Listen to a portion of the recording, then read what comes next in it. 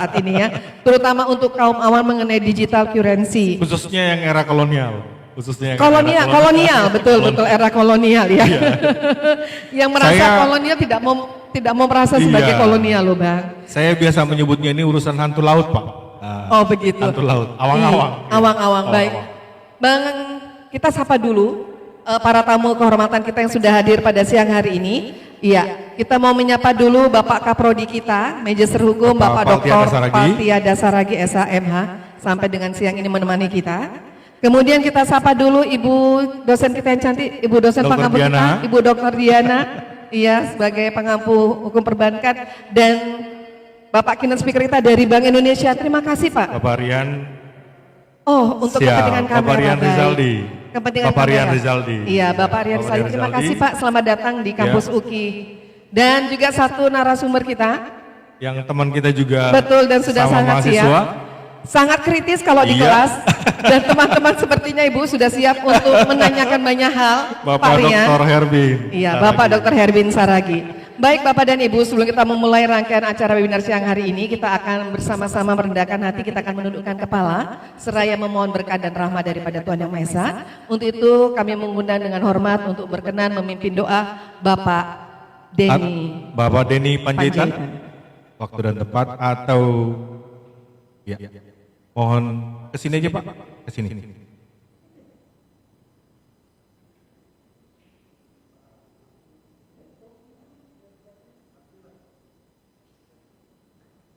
Baik, terima kasih.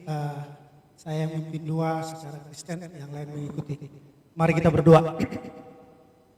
Ya Bapa kami yang bertata di kerajaan surga, yang kami percaya melalui anak-Mu Tuhan Yesus Kristus Tuhan kami. Tuhan, kami terus bersyukur kepadamu, karena Tuhan Yesus sungguh baik bagi kami. Terlebih Tuhan, atas kasih-Mu kami bisa berkumpul, mulai dari pagi hingga siang ini Tuhan, di acara kami. Kami mohon berkatilah acara kami ini Tuhan, menjadi berkat buat kami hanya untuk memuji dan memuliakan nama-Mu. Tuhan, kami mohon kepadamu berkati, lindungi, jadikan narasumber kami, dosen kami, menjadi berkat buat kami yang membutuhkan ilmu, agar ilmu itu menjadi berkat buat kami, berguna buat kami, terlebih buat negara kami ini Tuhan. Tuhan, kami serahkan terus acara kami ini Tuhan dalam tangan-Mu. Kami mohon hendaklah terjadi.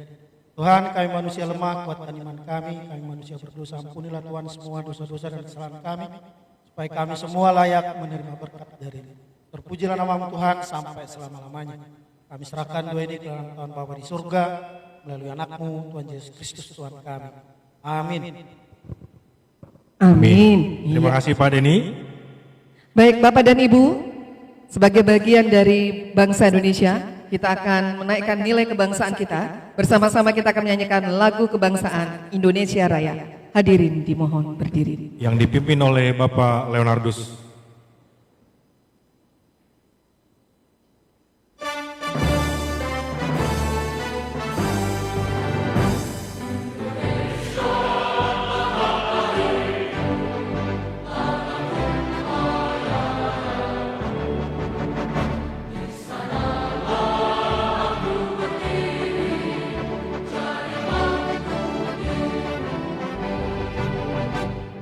Indonesia, kebangsaan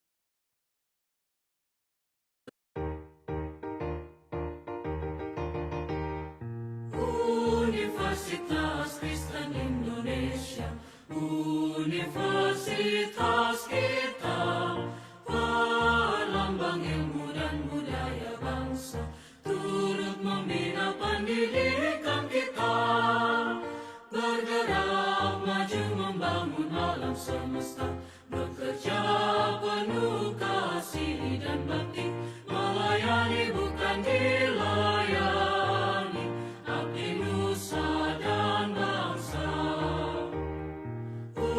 Universitas Kristen Indonesia, universitas kita, pelambang ilmu dan budaya bangsa, turut membina pendidikan kita, dan kami mahasiswa-mahasiswinya bersama mengajar ilmu dan cita-cita, mengabdi membina nusa negeri kita yang jaya.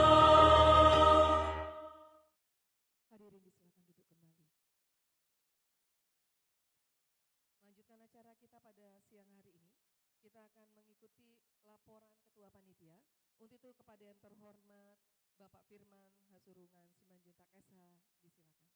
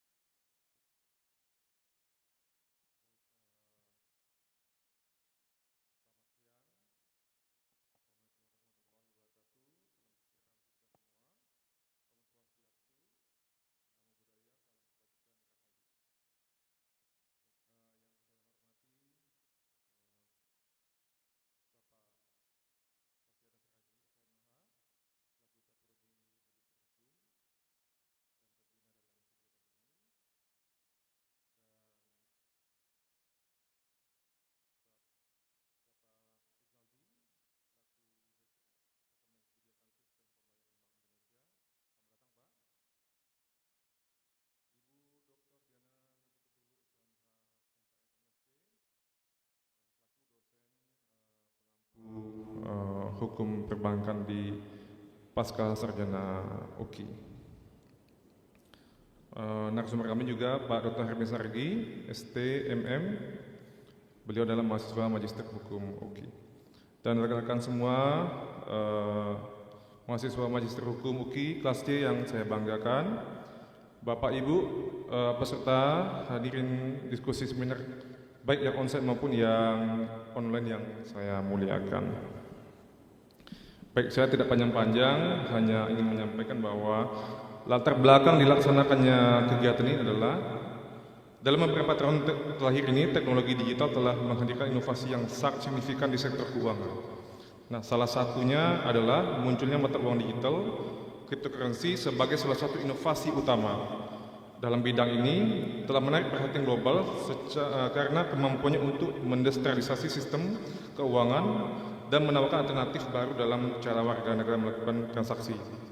Nah, namun cryptocurrency yang tidak diatur secara resmi seringkali menimbulkan tantangan terkait keamanan, fatalitas, nilai, dan potensi penggunaannya dalam hal-hal yang ilegal. Nah, hal ini mendorong bank senter berbagai negara termasuk Indonesia untuk mengkaji lebih lanjut kemungkinan menciptakan center bank digital currency atau CBDC, yaitu mata uang digital untuk dilakukan dan dikendalikan oleh otoritas negara Republik Indonesia. Nah, pergeseran paradigma inilah, paradigma sistem pembayaran inilah yang menjadi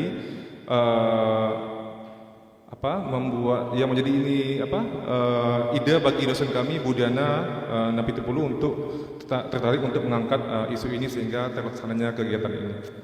Baik, webinar ini bertujuan memberikan pemahaman mendalam tentang konsep center bank digital currency, khususnya dalam bentuk cryptocurrency, serta bagaimana implementasinya dalam mempengaruhi sistem pembayaran bank di Indonesia. Oke, semoga kegiatan ini dapat memberikan dan meningkatkan pemahaman kita semua tentang cryptocurrency sebagai alat pembayaran di Indonesia. Sekian yang saya dapat sampaikan, kurang lebihnya saya mohon maaf. Selamat mengikuti kegiatan ini kawan-kawan semua. Selamat siang dan salam. Iya, terima kasih kepada Bapak Firman yang sudah memberikan sambutan sekalian sebagai laporan dari pelaksanaan webinar pada siang hari ini. Dan selanjutnya Bapak dan Ibu, kita akan mengikuti sambutan dan sekaligus membuka seminar kita secara resmi. Untuk itu kami mengundang dengan hormat Kaprodi Magister Hukum Universitas Indonesia kepada yang terhormat Bapak Dr. Paltiada Saragi, SH, MH. Disilakan Pak.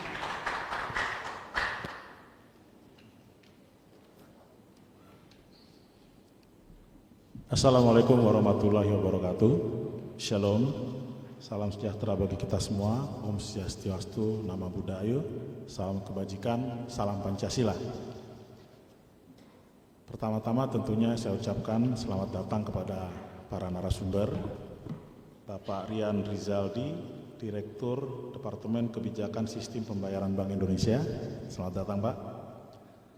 Ibu Dr. Diana R. Wenapitupulu SHMH, selaku dosen pengampu mata kuliah hukum perbankan, Magister Hukum UKI, juga sebagai narasumber. Dan Bapak Dr. Herbin Saragi, STMM, mahasiswa Pascasarjana UKI, juga sebagai narasumber.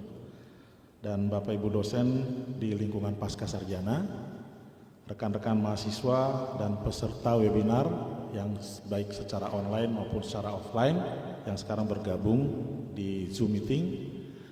Selamat datang dan selamat menikmati webinar ini dengan baik. Pertama-tama marilah kita panjatkan puji syukur kehadirat Tuhan Yang Maha Esa karena atas berkat rahmat-Nya kita dapat berkumpul dalam acara webinar ini.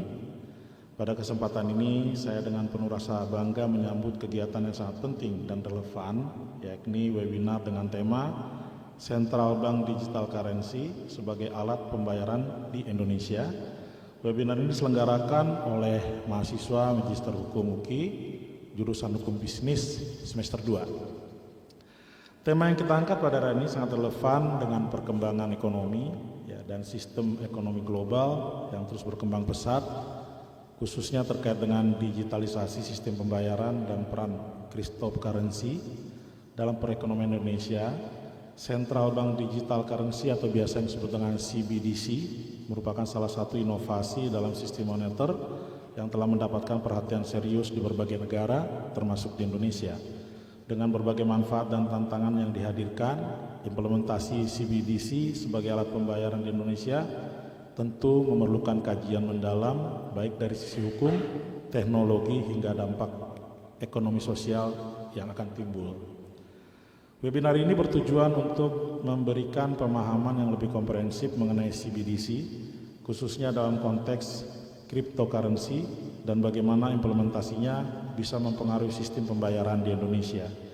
Kami berharap diskusi yang akan berlangsung tidak hanya memberikan wawasan baru bagi kita semua, tetapi juga membuka ruang bagi pemikiran kritis mengenai tantangan dan peluang yang dapat dihadirkan oleh CBDC dalam menghadapi dinamika sistem pembayaran di Indonesia. Terakhir saya mengucapkan terima kasih kepada seluruh panitia yang telah bekerja keras untuk menyelenggarakan webinar ini, serta kepada para narasumber yang telah bersedia berbagi pengetahuan dan pengalaman. Semoga diskusi hari ini dapat berjalan lancar dan memberikan kontribusi positif bagi perkembangan sistem pembayaran di Indonesia. Dengan ini saya nyatakan webinar Central Digital Currency sebagai alat pembayaran di Indonesia resmi dibuka. Akhir kata, saya ucapkan terima kasih atas perhatian dan partisipasi seluruh peserta. Semoga webinar ini memberikan manfaat yang besar bagi kita semua. Assalamualaikum warahmatullahi wabarakatuh. Terima kasih.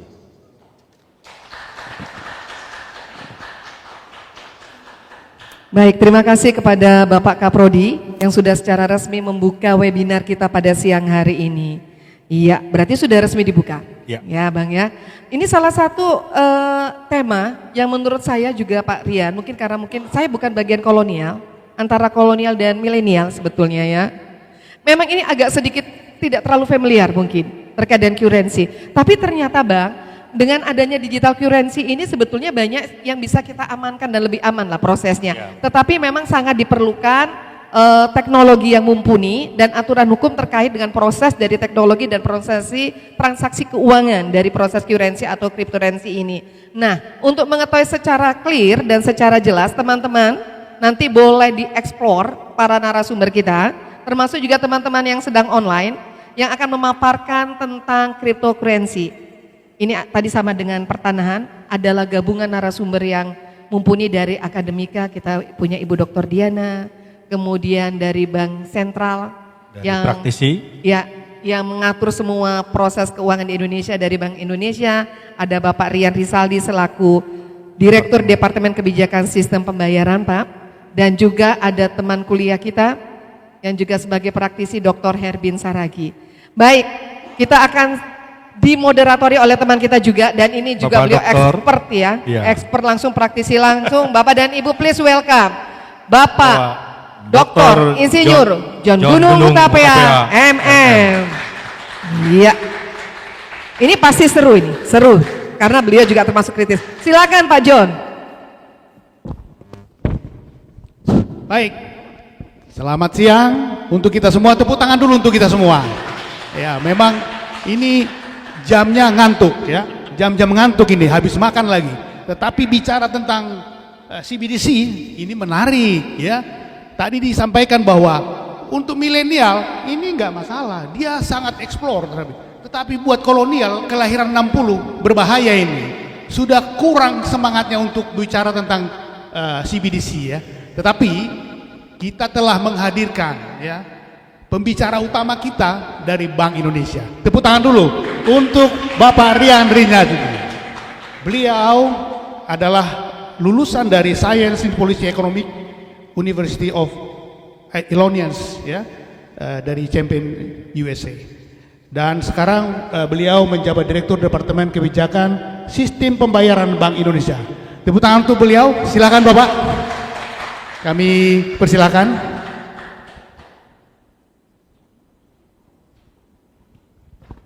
Terima kasih Bapak. Kemudian yang tidak kalah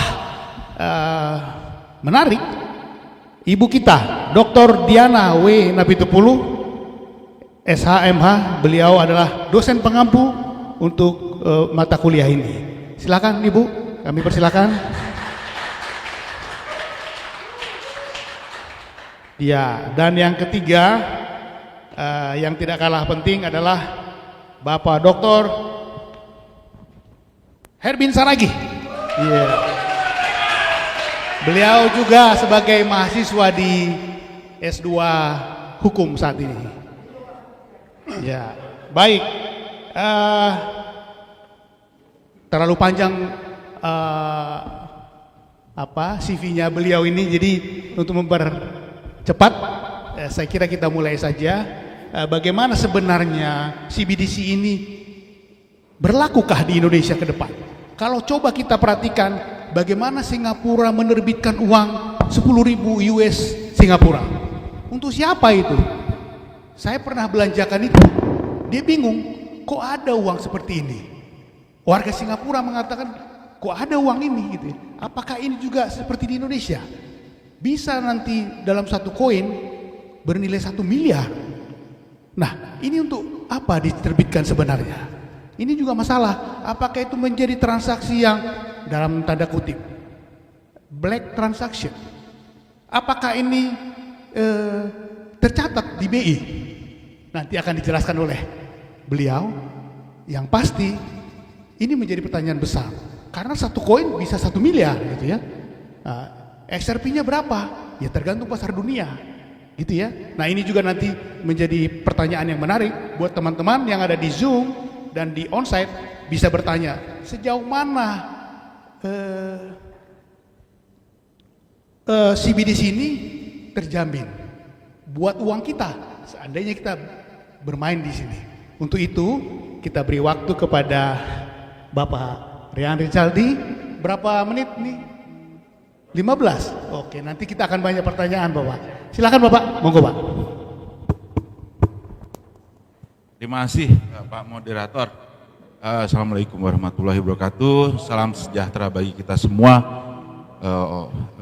Om Swastiastu, Namo Buddhaya, salam kebajikan, rahayu.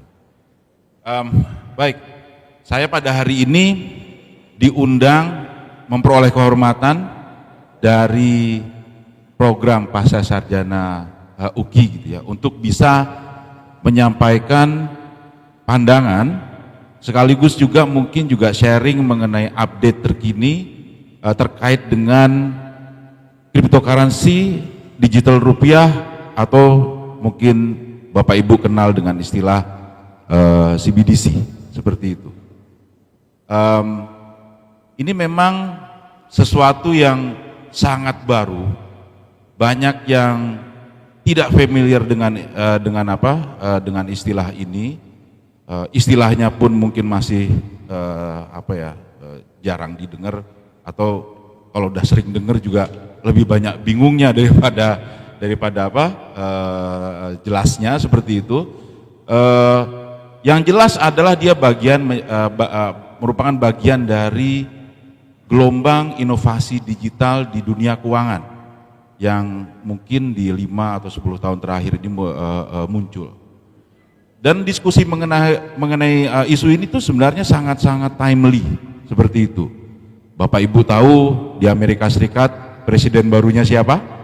Presiden Trump, dan dikenal dengan Trump 2.0 gitu ya, karena ada 2 kali nih beliau jadi presiden. Dan salah satu hal yang menarik dari Presiden Trump ini adalah keberpihakannya terhadap kripto. Bisa Bapak Ibu lihat harga kripto saat ini, gampang dilihat, tinggal di website harga kripto seperti itu. Bitcoin price langsung keluar harganya. Dan kalau kita lihat seriesnya ke belakang, ternyata harga saat ini sudah lebih tinggi daripada harga puncak tertinggi di masa pandemi kemarin.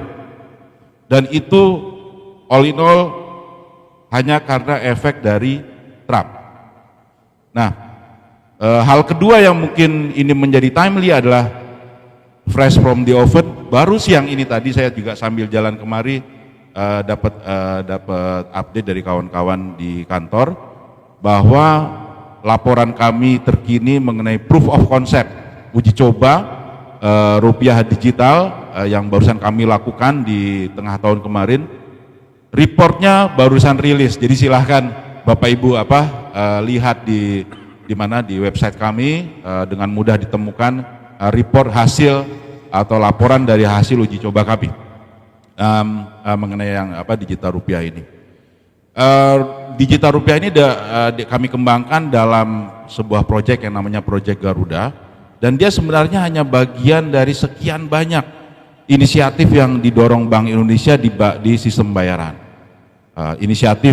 Seluruh inisiatif Bank Indonesia di bidang sistem pembayaran ini dirangkum dalam sebuah blueprint yang namanya Blueprint Sistem Pembayaran Indonesia 2030, dan ada 5 inisiatif, saya tidak perlu sebut satu persatu, dan digital rupiah atau rupiah digitalnya hanya salah satu dari bagian dari 5 inisiatif besar di dalam BSPI, Blueprint Sistem Pembayaran Indonesia, yang di mana inisiatif ini kami sebut sebagai 4IRD. Saya tidak perlu menjelaskan satu persatu, yang nanti mungkin bisa kita eksplor belakangan. Mungkin pertanyaan yang paling mendasar di sini itu adalah kenapa kok Bank Indonesia berpikir untuk mengembangkan rupiah digital? Kalau saya singkat, mungkin di slide sebelum ini dulu.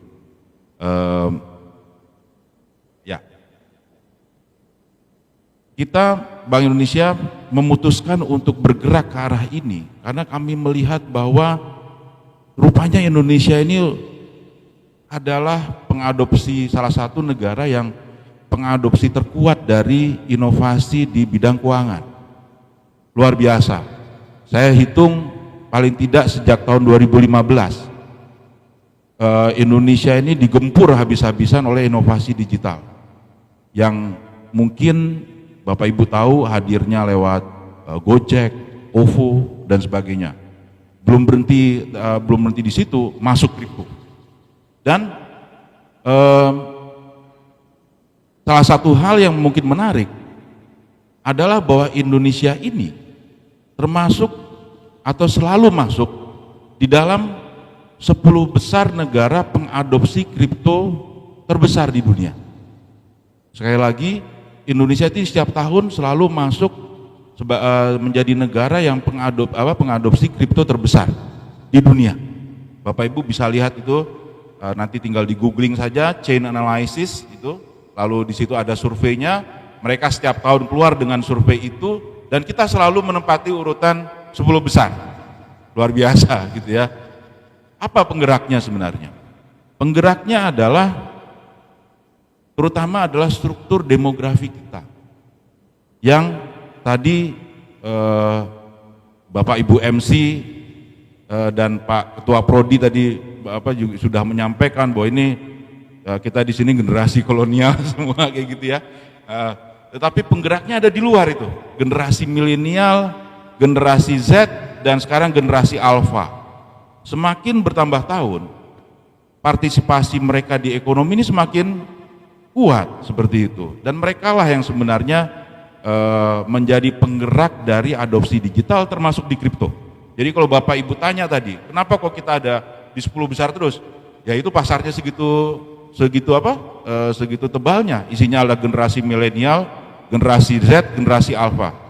Sekarang tuh sudah 70% mereka yang menguasai lapangan kerja seperti itu. 70% itu adalah pangsa dari populasi, itu generasi-generasi muda itu, dan mereka semakin mendominasi angkatan kerja. Jadi ini penggeraknya. Dan termasuk di dalamnya adalah dalam mengadopsi kripto tadi. Yang menjadi isu kalau kita bicara kripto, yang menjadi isu adalah tadi yang disampaikan Pak Ketua Prodi gitu ya, bahwa ini sebenarnya apa gitu ya, kripto ini apa? Kalau kita lihat dari teknologinya, dia lahir dari, Bapak Ibu pasti familiar dengan istilah blockchain, distributed ledger teknologi. Oke, tapi itu cuma istilah. Apa sih sebenarnya blockchain dan distributed ledger teknologi, dan kenapa kita mesti berhati-hati atau mencermati terhadap teknologi tersebut? Tipikal dari teknologi ini sesuai dengan namanya, distributed atau decentralized. Banyak yang mendebat beda antara distributed dan decentralized, tapi saya tidak akan masuk ke arah situ. Intinya adalah dia moving away from centralization.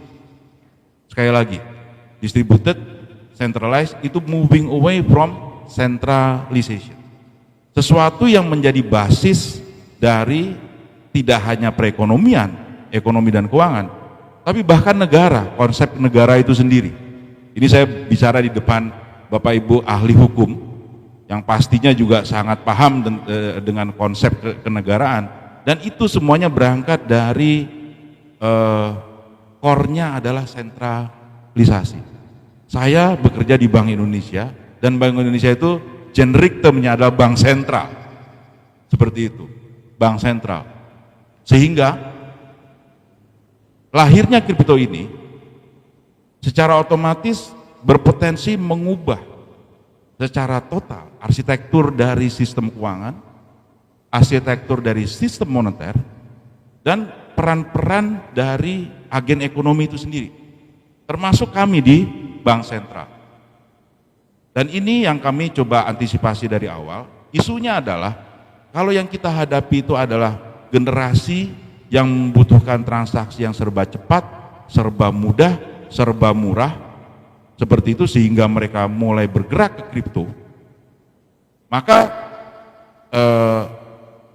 tugas bagi negara adalah menyediakan hal tersebut. Dan ini yang menjadi landasan kenapa kami mulai bergerak masuk pada central bank issued digital currency yang kami sebut sebagai rupiah digital. Kira-kira itu latar belakangnya. Di sini saya karena bicara di depan ahli hukum semua, kalau di undang-undang regulasi apapun pasal 1-nya definisi, pasal 2 ada ruang lingkup. Maka saya coba definisikan dan meruang lingkupi dulu apa yang dimaksud dengan CBDC ini sebelum saya bergerak secara lebih lanjut. Ini menjadi penting karena kalau kita bicara uang digital, itu sebenarnya kita hanya bicara uang yang formatnya berbeda. Uang kertas, uang logam, uang digital, seperti kayak gitu ya. Pertanyaannya adalah digital itu lalu apa? Gitu ya. Ini saya bisa sampaikan Bapak Ibu, ini kekosongan hukum di kita. Bahkan di seluruh dunia, tidak ada satupun yang secara clear mendudukan yang dimaksud dengan digital itu apa. Tapi saya tidak akan masuk ke secara lebih lanjut, kita sederhanakan saja. Yang dimaksud dengan digital di sini adalah segala sesuatu yang diinteraksikan melalui mobile, moda mobile dan internet. Kira-kira seperti itu ya. Karena banyak sebenarnya perdebatannya. Nah, tetapi kalau sekarang digital itu seperti itu saja, maka sebenarnya CBDC, Central Bank Issued Digital Currency, atau mata uang digital yang diterbitkan oleh bank sentral, itu sebenarnya semudah bank sentral BI membangun aplikasi seperti Gojek, OVO dan sebagainya, lalu taruh di Google Play, silahkan di-download, masyarakat kalau yang mau menggunakan top up ke Bank Indonesia. Semudah itu. Nggak perlu repot-repot sebenarnya kayak gitu ya. Sudah ada, itu BI tinggal menjadi GoPay, mungkin namanya BPay seperti itu ya, kira-kira seperti itu. Tapi apakah itu yang ingin kita maksud di sini? Kembali lagi ke orientasi awal. Yang sedang Bank Indonesia coba lawan itu adalah gerakan moving away dari sentralisasi menjadi desentralisasi. Menerbitkan aplikasi tidak menyelesaikan problem. Jadi yang dimaksud dengan CBDC dalam hal ini itu tidak hanya uang digital yang diterbitkan oleh Bank Indonesia, tetapi adalah uang digital yang diterbitkan oleh Bank Indonesia melalui teknologi distributed ledger teknologi. Ada ungkapan yang bilang, saya lupa bahasa Inggrisnya apa, tapi ibaratnya kalau kita punya musuh, kalau tidak bisa dilawan, ya kita rangkul. Kira-kira kayak gitu. Ya, if you cannot fight your enemy, join them kan gitu. Kurang lebih seperti itulah. Nah, kita melihat bahwa teknologinya per se itu tidak menjadi masalah. Yang menjadi masalah adalah impact-nya. Oke, kalau memang seperti itu isunya adalah bagaimana kalau bank sentral yang basisnya adalah sentralistik menggunakan teknologi yang basisnya desentralistik untuk menerbitkan uang digital. Itulah rupiah digital. Oke. Jadi semoga pasal 1 dan pasal 2-nya sudah terpenuhi ya. Oke, next-nya. Lalu bagaimana kami membangun rupiah digital ini? Yang ingin kita bangun dalam rupiah digital ini itu adalah integrated money. Yang dimaksud dengan integrated money itu uang yang bisa digunakan di dunia, mohon maaf saya agak teknis di sini, wholesale, grosir kalau bahasa Indonesianya, kayak gitu, dan di dunia retail. Mungkin Bapak Ibu tidak familiar dengan istilah-istilah ini, tapi I will try my luck untuk menjelaskan ini, semoga cukup jelas. Wholesale itu gampangnya adalah mungkin proksi terdekat adalah pasar keuangan, seperti itu. Retail itu proksi terdekat meskipun dia tidak persis, itu adalah gitu, kalau di luar beli mie ayam, beli bakso, itulah kira-kira gampangnya seperti itu. Jadi dari retail sampai wholesale. Saat ini belum ada uang yang bisa menyambungkan itu, gitu ya. Gampangnya uang kertas, dan uang logam itu digunakan oleh kita semua di sini untuk membeli kebutuhan sehari-hari yang kecil-kecil seperti itu. Sementara di dunia keuangan itu menggunakan rekening giro di Bank Indonesia namanya. Rekening giro ya kita bayangin kalau sekarang bursa efek transaksinya pakai uang kertas, uang logam, maka di depan BIJ itu isinya truk. Kira-kira seperti itu, macet, kita nggak bisa lewat di situ gitu ya, nggak efisien. Nah, artinya uang tradisional yang saat ini ada itu belum bisa menggabungkan keduanya. Nah, yang ingin coba kami dekati dengan CBDC di sini dengan digital rupiah adalah bagaimana kita menciptakan uang yang bisa digunakan di dua dunia, di dunia wholesale dan di dunia retail. Dan ini yang akan kita bangun, termasuk koneksinya keluar, seperti itu. Nah, salah satu kunci yang mungkin membedakan antara CBDC dengan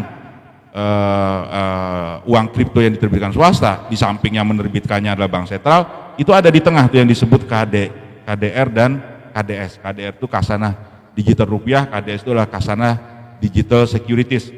Nah, nanti di situ some sort of sentralisasi tetap akan ada.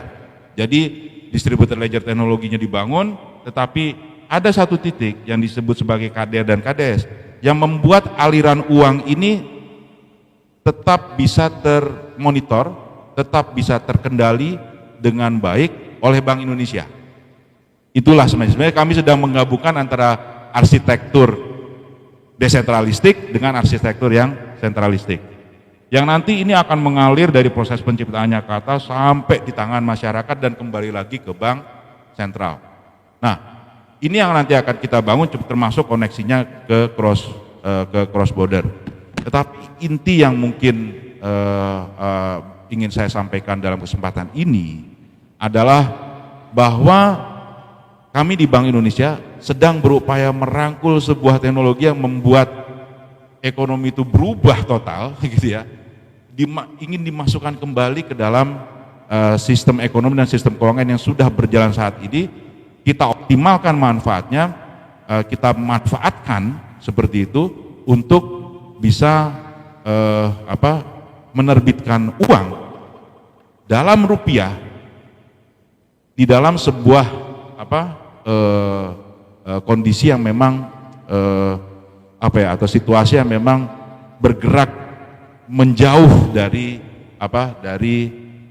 konstruksi ataupun arsitektur tradisional yang selama ini kita kenal. Mungkin itu yang bisa saya sampaikan terkait dengan arsitekturnya seperti itu ya. Di sini banyak hal yang teknis, one tier, two tier, nanti bisa kita eksplor lebih lanjut. Saya tidak berpretensi untuk teknis di sini. Lalu di slide berikutnya,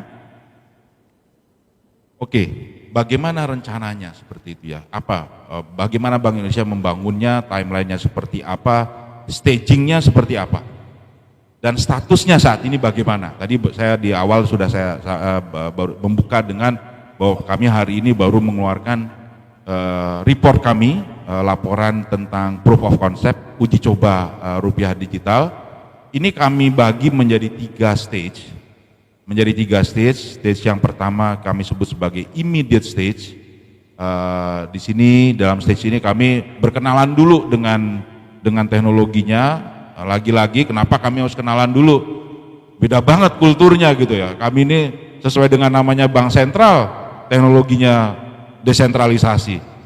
Jadi tidak hanya sekedar beli mesin di sini gitu ya, tapi bahkan kami juga mungkin juga mulai berkenalan dari nol lagi gitu ya. Kultur kami juga nanti akan ikut berubah, sehingga di bagian awal kami kenalan dulu. Yang dimaksud kenalan di sini kami menguji cobakan bagaimana menerbitkannya, bagaimana mendistribusikannya, dan bagaimana menarik ini kembali ke sistem sebagaimana yang kami lakukan dengan uang kertas dan uang logam.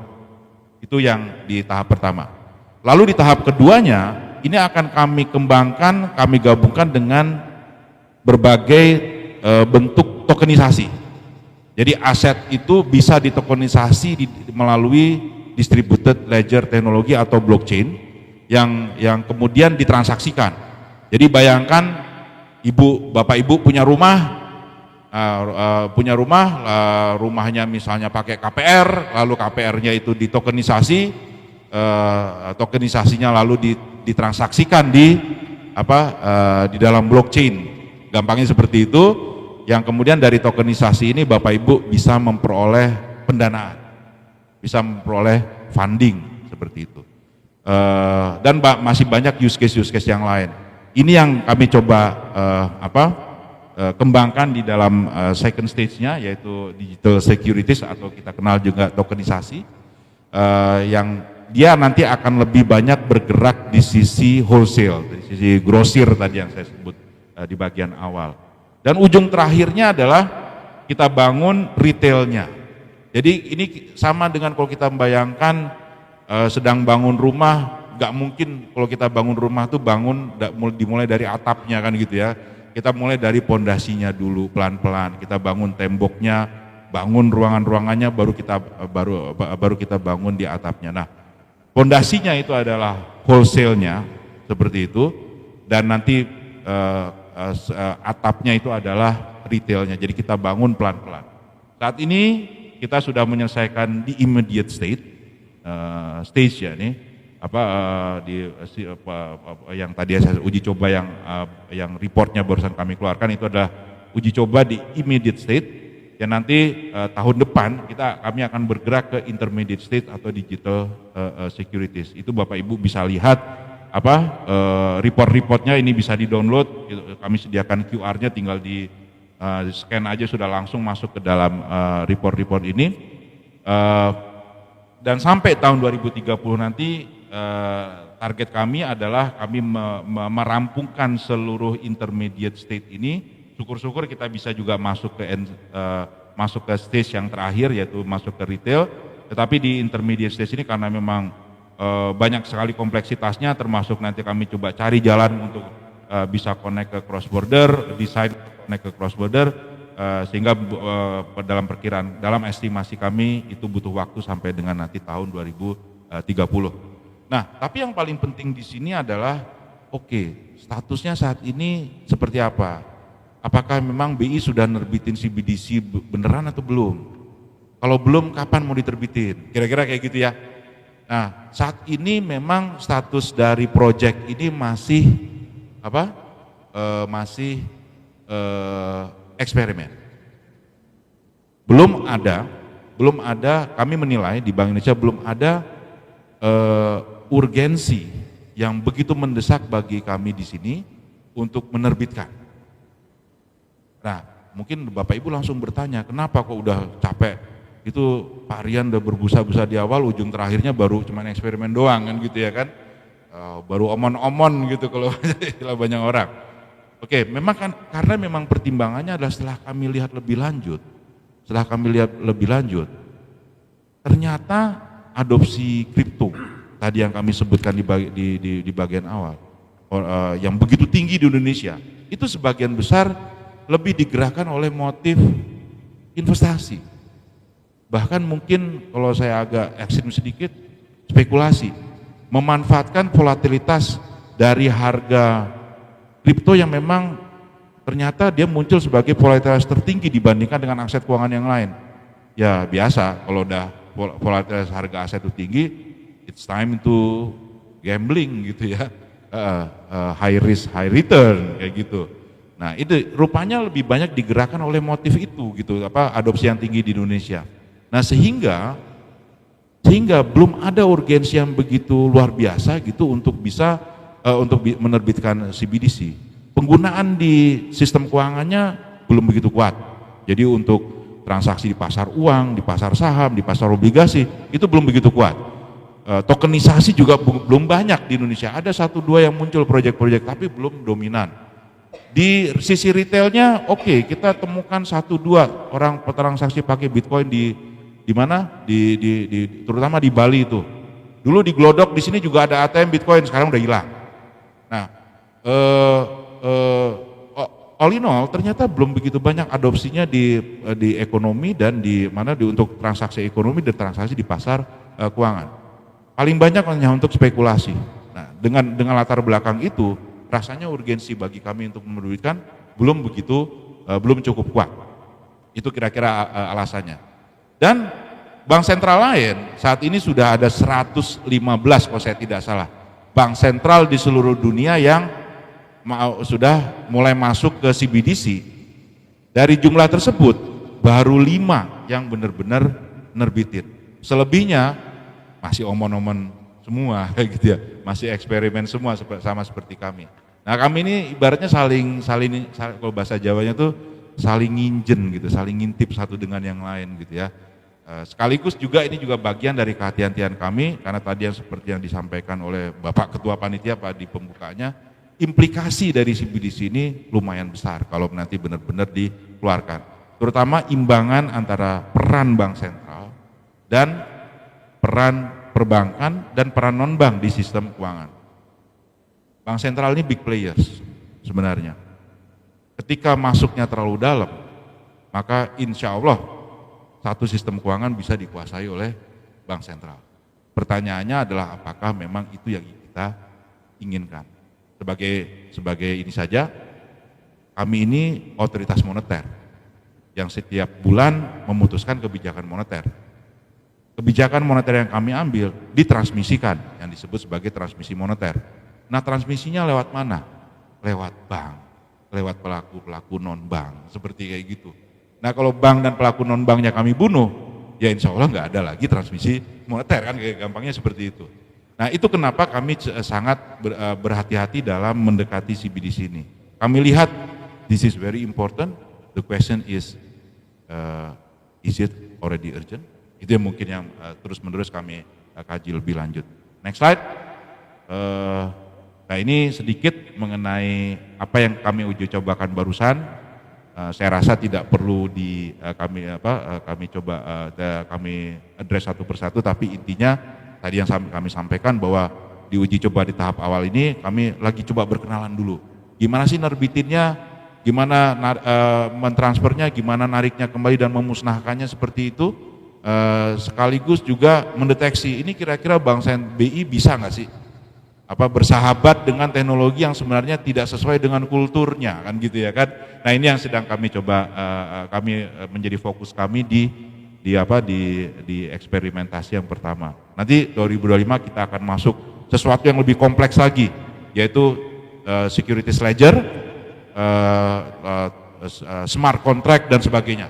Termasuk nanti coba-coba kami uji cobakan ini kalau digabungin sama machine learning sama AI seperti apa.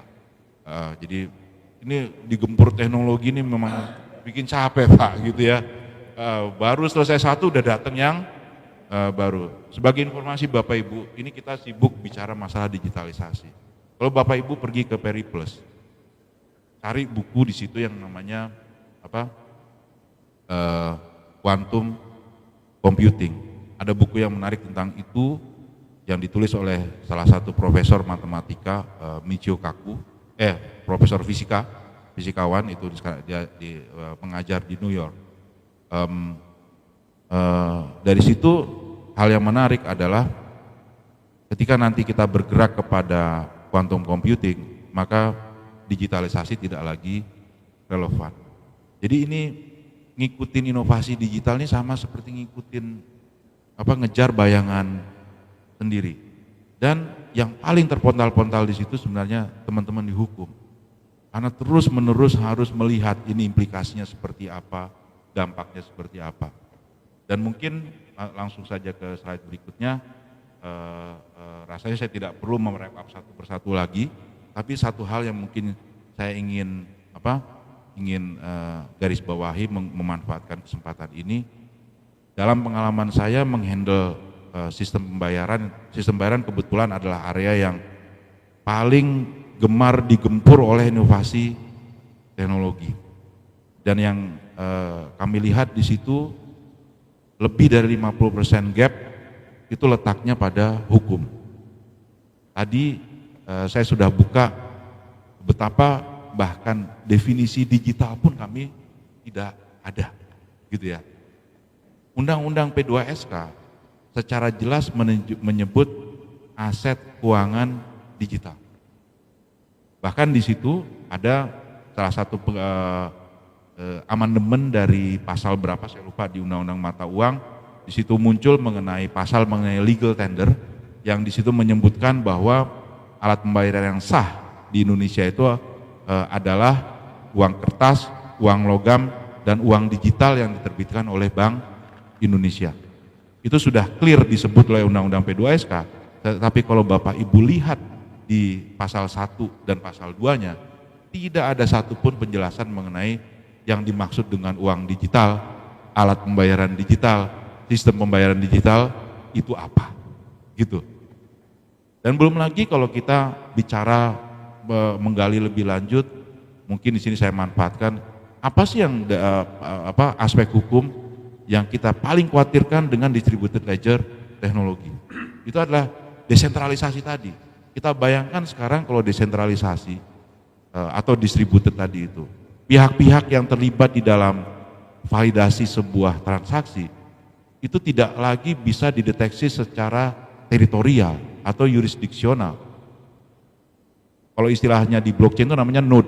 Node-nya itu bisa ada di mana-mana. Border is not relevant. Padahal sistem hukum itu selalu teritorial kan gitu. Ini yang membuat menjadi sangat sulit ketika kami meregulat, kami mengawasi. Jadi mungkin saya justru ingin menutup pemaparan saya yang kayaknya udah lebih dari 15 menit. Dengan hal tersebut gitu ya, knowing bahwa saya sedang bicara di depan Bapak Ibu ahli hukum, sekaligus manfaatin kesempatan ini untuk menyampaikan concern dari orang ekonomi gitu ya, rasa rindu terhadap banyaknya landasan hukum untuk bisa menjalankan tugas kami di Bank Indonesia. Demikian saya akhiri pemaparan saya. Terima kasih. Assalamualaikum warahmatullahi wabarakatuh. Tepuk tangan dulu buat Pak Arya. Luar biasa ya. Bagaimana penjelasan beliau sebenarnya ditugaskan kepada mahasiswa hukum. Karena secara prinsip ekonomi beliau sudah tangani. Kita memang seringkali terlambat regulasi karena kecepatan teknologi, seringkali regulasinya terlambat ya Pak ya. Baru kita beresin, teknologinya udah berubah. Belum selesai kita undangkan, sudah berubah dunianya gitu ya. Nah ini menjadi tantangan tersendiri dari sisi hukum sebenarnya. Nah bagaimana menjadi intangible gitu ya, intangible profit yang terjadi di sebenarnya gitu. Nah bagaimana central bank ini, CBDC ini ada, ya itu untuk mencegah transaksi-transaksi yang ilegal gitu ya. Semua harus diketahui oleh Bank Indonesia. Nah ini tugas-tugas dari Barian dan teman-teman di IBI. Nah nanti ada pertanyaan Bapak Ibu yang di Zoom dan di sini, nanti akan dirangkum teman-teman. Secara keseluruhan nanti yang similar mungkin akan sama dibacakan dari 3 pembicara kita. Selanjutnya kita akan lanjutkan dengan pembicara kedua dengan Ibu Dr. Diana Nabitupulu dengan judul perbandingan CBDC dan cryptocurrency. Silakan Ibu. Terima kasih moderator. Ngantuk ya? Baru isi perkampungan tengah ya. Kita sedikit gini ya, contohnya gini. Semangat, fokus, ya. 3 kali ya. 1, 2 ya. Semangat, fokus. Sekali lagi. Semangat, fokus. Sekali lagi. Semangat.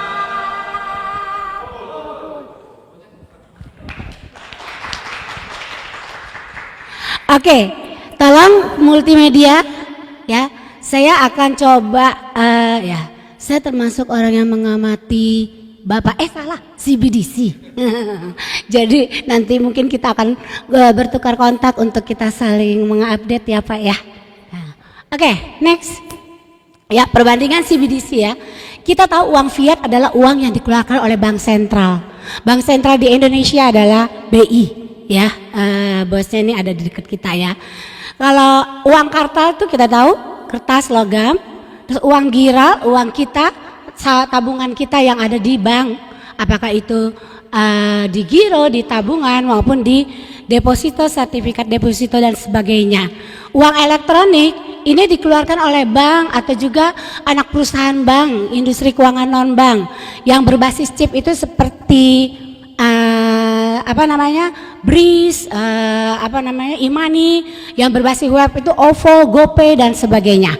Ya, itu tetap izinnya dari BI yang tentang uang dan alat pembayaran itu izinnya BI karena BI setelah Undang-Undang 9 2023 setelah Undang-Undang OJK lahir dia benar-benar moneter, lalu lintas pembayaran dan juga sistem pembayaran dan juga tentang apa?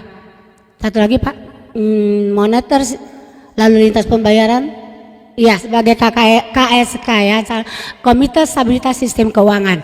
Dan di undang-undang di bagian ke-6 ya, Undang-Undang 4 2023 dibilang ada uang digital. Jadi yang dibilang uang fiat yang benar-benar dikeluarkan oleh bank sentral, uang kertas, logam dan uang digital. Next. Ya, ini perkembangan dan perencanaan yang saya coba inventarisir dari beberapa. Seperti tadi Pak Rian bilang belum ada yang publish ya uang CBDC itu emang benar ya. Jadi dulu itu tahun 2000 ya, saya ingat ada exchange-nya si cryptocurrency yang collapse terbesar kedua, dan mereka teriak ya, itu di Amerika. Akhirnya beberapa gubernur bank sentral itu ketemu, termasuk ketemu di G20 ya Pak ya, di Bali, akhirnya membicarakan bahwa negara harus turut hadir. Tadinya kan dibilang kripto itu kan tidak membutuhkan bank sentral. Nah, makanya akhirnya itu terus diuji coba ya. Di Cina masih uji coba juga, digital yuan namanya. Uni Eropa digital euro, belum juga perkembangannya seperti apa belum ada. Dan juga di Amerika Serikat, di Swedia, Kanada dan Inggris ya. Dan juga rencananya kalau di Indonesia ya. Nah, ada rencana yang seperti tadi dibilang sama Pak Rian, ada blueprint sistem pembayaran Indonesia. Saya masih yang tahun 2025, ternyata sekarang ada yang tahun 2030 ya. Di situ ada konsep rupiah digital ya, dan juga bagaimana bahwa rupiah digital itu memiliki tujuan untuk mentransformasi digital ekonomi. Itu tujuan daripada CBDC, meningkatkan inklusi keuangan, menjaga kedaulatan moneter. Terus karakteristiknya rupiah digital berbasis blockchain ya, termasuk uang fiat yang dikeluarkan oleh BI, dan juga dapat digunakan untuk transaksi wholesale dan retail. Tahapannya ya tadi udah, tahapannya di dalam beberapa tahapan kita udah dalam tahapan kedua ya, ada rancangan model teknologi, regulasi dan tata kelolanya.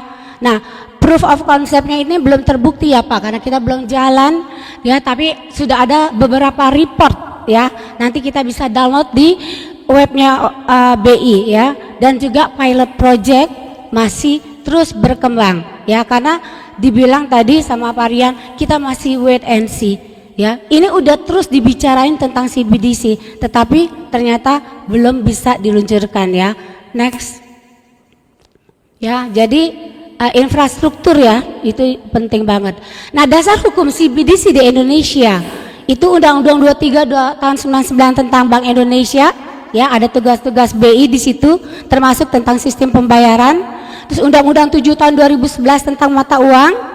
Terus PPI 19/19/PBI 2017 tentang penyelenggaraan sistem pembayaran, dan PBI 22/23/PBI/2020 tentang sistem pembayarannya. Undang-Undang ITE 11 2008 dan juga Undang-Undang OJK, karena nanti untuk wholesale itu pasti menggunakan bank dan juga industri keuangan non bank. Dan juga Undang-Undang 4 2023 tentang PPSK ya, tadi di bagian ke-6 dikatakan akan ada BI akan mengeluarkan rupiah digital. Next. Nah, kita sekarang masuk ke dalam perbedaannya. CBDC, Central Bank Central Bank Central Bank digital currency ya. Beda antara digital currency sama aset currency ya. Yang kita ingat mungkin sering kebablasan bahwa CBDC itu aset currency. Beda ya, different ya. Ini adalah mata uang yang akan dikeluarkan BI ya. Tujuannya, kalau CBDC itu adalah mata uang digital yang diterbitkan dan diatur bank sentral sebagai uang resmi atau uang fiat ya dari negara ya. Kalau cryptocurrency tidak sepenuhnya mata uang ya, tapi aset digital yang berbasis teknologi blockchain, umumnya tanpa otoritas terpusat seperti Bitcoin dan Ethereum. Tujuannya bertujuan untuk meningkatkan efisiensi sistem pembayaran, mendukung inklusi keuangan dan melengkapi uang tunai. Jadi pelengkap dari uang kartal ya, dan juga uang-uang jenis lainnya. Dan kalau cryptocurrency bertujuan untuk memberi desentralisasi, kebebasan bertransaksi, privacy sistem keuangannya dari sistem keuangan tradisional yang diatur oleh bank sentral suatu negara. Jadi cryptocurrency itu nggak mau bergantung atau diatur oleh bank sentral. Next. Tentang regulasinya, kalau CBDC diatur sepenuhnya oleh bank sentral, dikontrol penerbitannya, distribusinya, dan juga sebagai kebijakan moneter. Kalau cryptocurrency tidak diatur umumnya ya, memiliki regulasi minimal, bersifat desentralisasi dengan kontrol berada di jaringan pengguna. Walaupun nanti di Undang-Undang 4 2023 yang berbasis aset digital akan diawasi oleh OJK ya. Jadi namanya ITSK, Inovasi Transaksi Sektor Keuangan. Benar, Pak? Terus dari teknologi, dia dapat menggunakan teknologi blockchain atau sistem terpusat.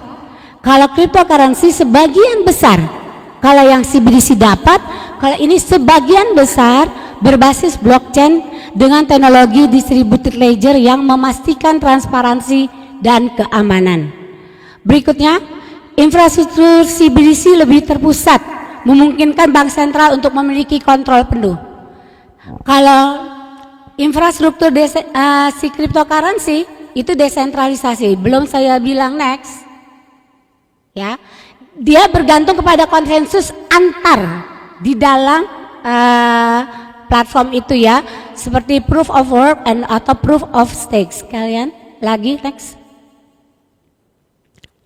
Ya, penggunaan dan aksesibilitas ya. Kalau CBDC dirancang untuk digunakan oleh masyarakat luas sebagai alat pembayaran sehari-hari ya.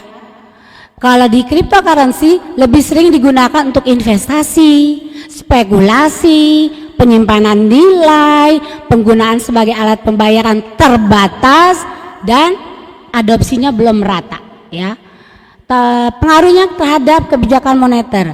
Kalau CBDC memberikan menjadi alat dari bank sentral untuk mengimplementasikan kebijakan moneter. Jadi uang beredar termasuk uang edar, uang kartal itu termasuk rupiah digital ya, juga untuk pengendalian inflasi, pelacakan uang beredar. Kalau cryptocurrency tidak berpengaruh langsung terhadap kebijakan moneter karena tidak diatur oleh pemerintah ya. Next. Ya, ini contoh ya. Kalau CBDC ya, itu di Cina tuh e-China ya. Terus habis itu ada sen dolar di Bahama, terus ada krona Swedia, terus rupiah digital di Indonesia.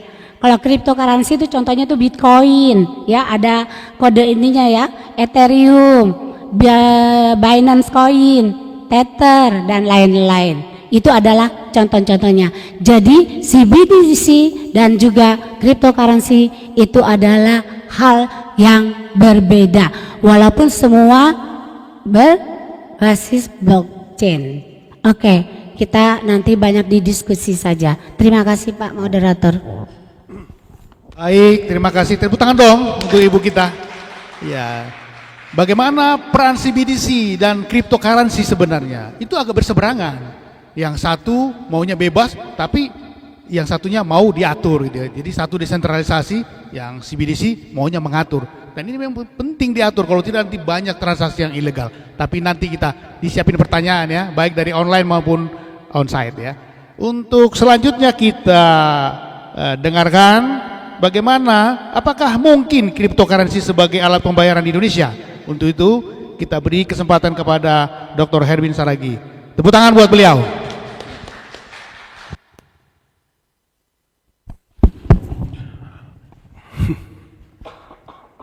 Selamat siang Bapak Ibu semuanya.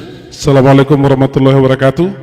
Salam sejahtera buat kita semua yang sama-sama kita hormati. Di sini ada Bu Dina Napitupulu, ada juga Pak Rian Rizaldi sebagai perwakilan dari BI. Ini terkait dengan sistem pembayaran, Direktur Pembayaran Pak ya. Ada juga teman-teman yang hadir onsite di sini dan juga ada juga teman-teman dari yang hadir secara online. Oke, Bapak Ibu semuanya, sebelum kita mulai, kita baca pantun dulu sedikit, biar jangan ngantuk, apalagi yang di belakang-belakang sana. Oke? Ya, pergi ke pasar, beli jepit rambut. Jangan lupa beli tusuk gigi. Teman-teman daripada kamu gabut, mending ikut seminar cryptocurrency. Oke. Ya.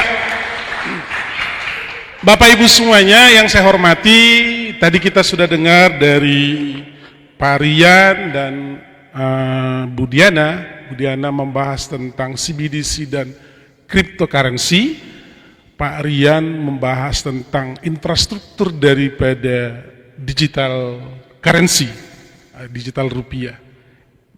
Kalau saya membahasnya diantaranya, bisa nggak sih kripto itu sebagai alat pembayaran?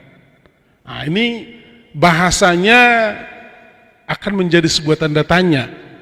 Dan anak-anak muda biasanya harus optimis karena perkembangan teknologi. Sekarang industri 5.0 ya, 5.0. Nah, dulu 4.0, sekarang 5.0, semua serba teknologi.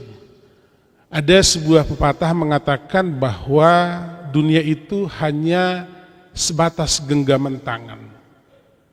Ya kan, bahwa dunia itu sudah di semua, di tangan teman-teman semua, yang Bapak yang lagi main smartphone, semuanya di situ. Jadi bahasa itu akan menjadi challenges kita, bahwa segala sesuatu itu akan mungkin bisa dikerjakan. Tadi permasalahan yang disampaikan oleh Pak Rian itu adalah hukumnya. Ini teman-teman di sini mahasiswa hukum, ya mari kita jawab pertanyaan dari Pak Rian. Oke, kita mulai. Silakan, next slide. Yang pertama adalah sejarah uang dulu nih. Mungkin teman-teman dari Kementerian Keuangan ada Nang Udameri di sana, ada Pak Kifni ya. Di sini nanti kelihatan ada gap di sini bahwa 2 Oktober 45 pemerintah melarang uang nica beredar. Nica itu zaman Belanda. Ya, uang nica beredar di wilayah NKRI. Oke, 3 Oktober 45 Indonesia memiliki 4 mata uang. Ya, mungkin teman-teman pasti nggak tahu ini. Dan terima kasih kepada saya, Anda dapat ilmu. Ya, ada 4. The Japanese Bank, The Japanese Reckering, Dai Nippon Emisi, Dai Nippon Telkoku Seibu. Ini mata uang Jepang 2, mata uangnya Belanda 2. Oke. 30 Oktober 1946, nama rupiah pertama kali digunakan dan itu lahirnya Hari Uang Indonesia. Teman-teman Kementerian Keuangan setiap tanggal 30 Oktober selalu berpesta dan bikin event untuk Hari Uang Nasional. 17 Agustus 1950 baru Bank Indonesia mengeluarkan rupiah sebagai alat pembayaran resmi. Jadi gapnya panjang sebenarnya. Oke. Uang elektronik seperti yang disampaikan Bu Dina tadi, kita baru bisa mengenal uang elektronik itu 13 April tahun 2009 itu ketika peraturan BI mengatakan bahwa pembayaran bisa menggunakan uang elektronik. Nanti cari sendiri peraturan BI-nya, pokoknya per BI. Ya. Jadi ini tantangannya banyak gak? Banyak banget. Ribet banget sih pakai itol-itol segala. Ribet banget sih pakai ini dan segalanya. Biasanya kolonial selalu mengatakan, ngapain sih ribet? Yang udah ada aja jalankan. Itu. Jadi dasar ini, gap ini sebenarnya bisa kita challenge. Bisa enggak cryptocurrency itu kelak bisa menjadi alat pembayaran? Menurut saya pribadi mungkin pasti bisa. Tapi ada yang harus dilakukan dan dikerjakan. Oke, next selanjutnya. Ini konsep besar daripada cryptocurrency itu adalah menciptakan sistem keuangan digital yang terdesentralisasi. Jadi tidak diatur lagi oleh si pusat bank atau pemerintah. Jadi tidak berpusat pada di bank sentral lagi dia. Tapi bisa dia peer to peer seperti yang Pak Rian sampaikan tadi, dia bisa peer to peer langsung. Oke, next. Ini definisinya saya nggak usah ini karena 15 menit. Oke, definisinya seperti ini, nanti dibaca sendiri. Next. Oke, mengapa cryptocurrency itu jadi populer? Ini jadi pertanyaan. Pertama, karena dia statusnya adalah desentralisasi dan kontrol penuh oleh pengguna.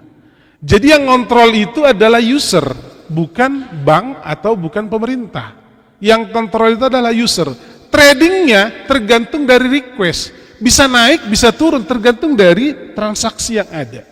Kalau teman-teman yang ikut trading Bitcoin misalnya, trading di Indodax atau apapun itu, ya trading blockchain itu, lihat bisa ketika request banyak seperti yang disampaikan beliau tadi, ketika Trump naik, sebelum Trump naik itu Bitcoin itu masih di kisaran 1 miliar 10 juta, 1 miliar 100 juta.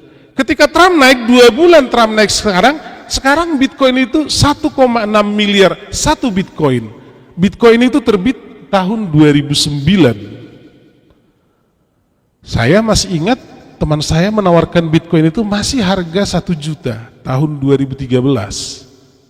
Ya kan, waktu itu masih main game pakai Bitcoin. 2013 saya cari 1 juta. Itu juga pada hilang-hilang semua.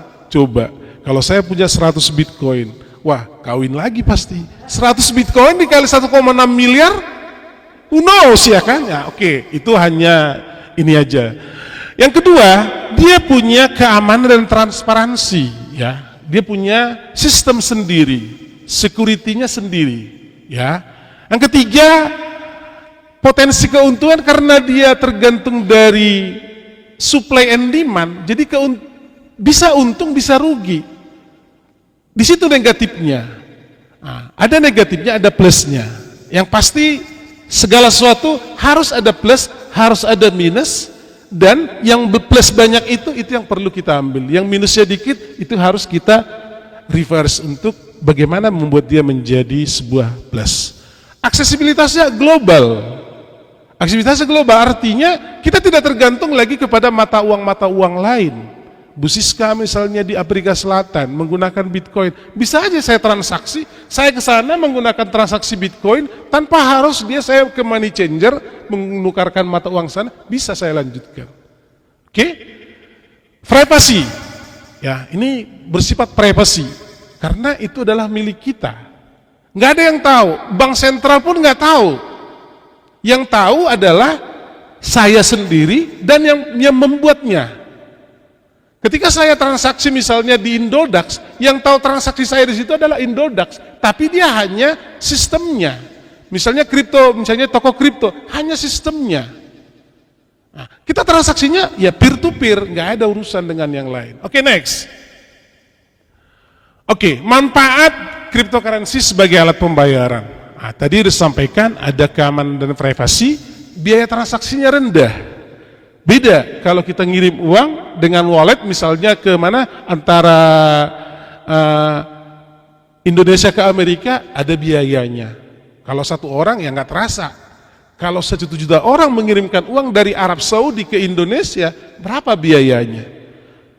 Kalau TKI di sana mengirimkan uang ke orang tuanya di sini dalam bentuk Bitcoin, transaksi Bitcoinnya digunakan di Indonesia, dia nggak ada lagi menjadi gate-nya, dia langsung direct sale. Nah, kalau tadi Bapak ini bilang misalnya yang wholesale-nya siapa, nah kita ini langsung direct sale, nggak ada pakai wholesale siapa, pokoknya saya bisa jadi wholesale, Bu Siska bisa jadi wholesale, kita bisa peer to peer. Oke.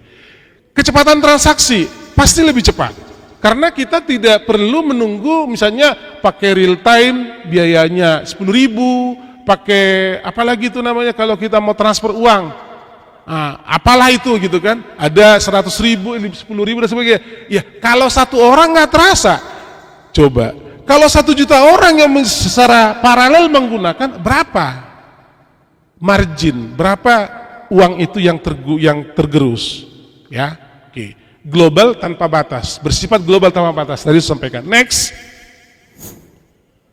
oke. Keuntungannya, ya ini keuntungannya akses pasar global, penghematan biaya operasional, peluang inovasi dan merek, mengurangi risiko penipuan. Nah, kalau penipuan, ya karena peer to peer risikonya di masing-masing, itu udah pasti. Yang pasti, ya kita tidak bisa misalnya langsung komplain ke bank atau kemana, risikonya dijaga sendiri. Jadi privacy risikonya. Nah, oke, kita lanjut supaya cepat. Yang si Elisa udah ngantuk. Next.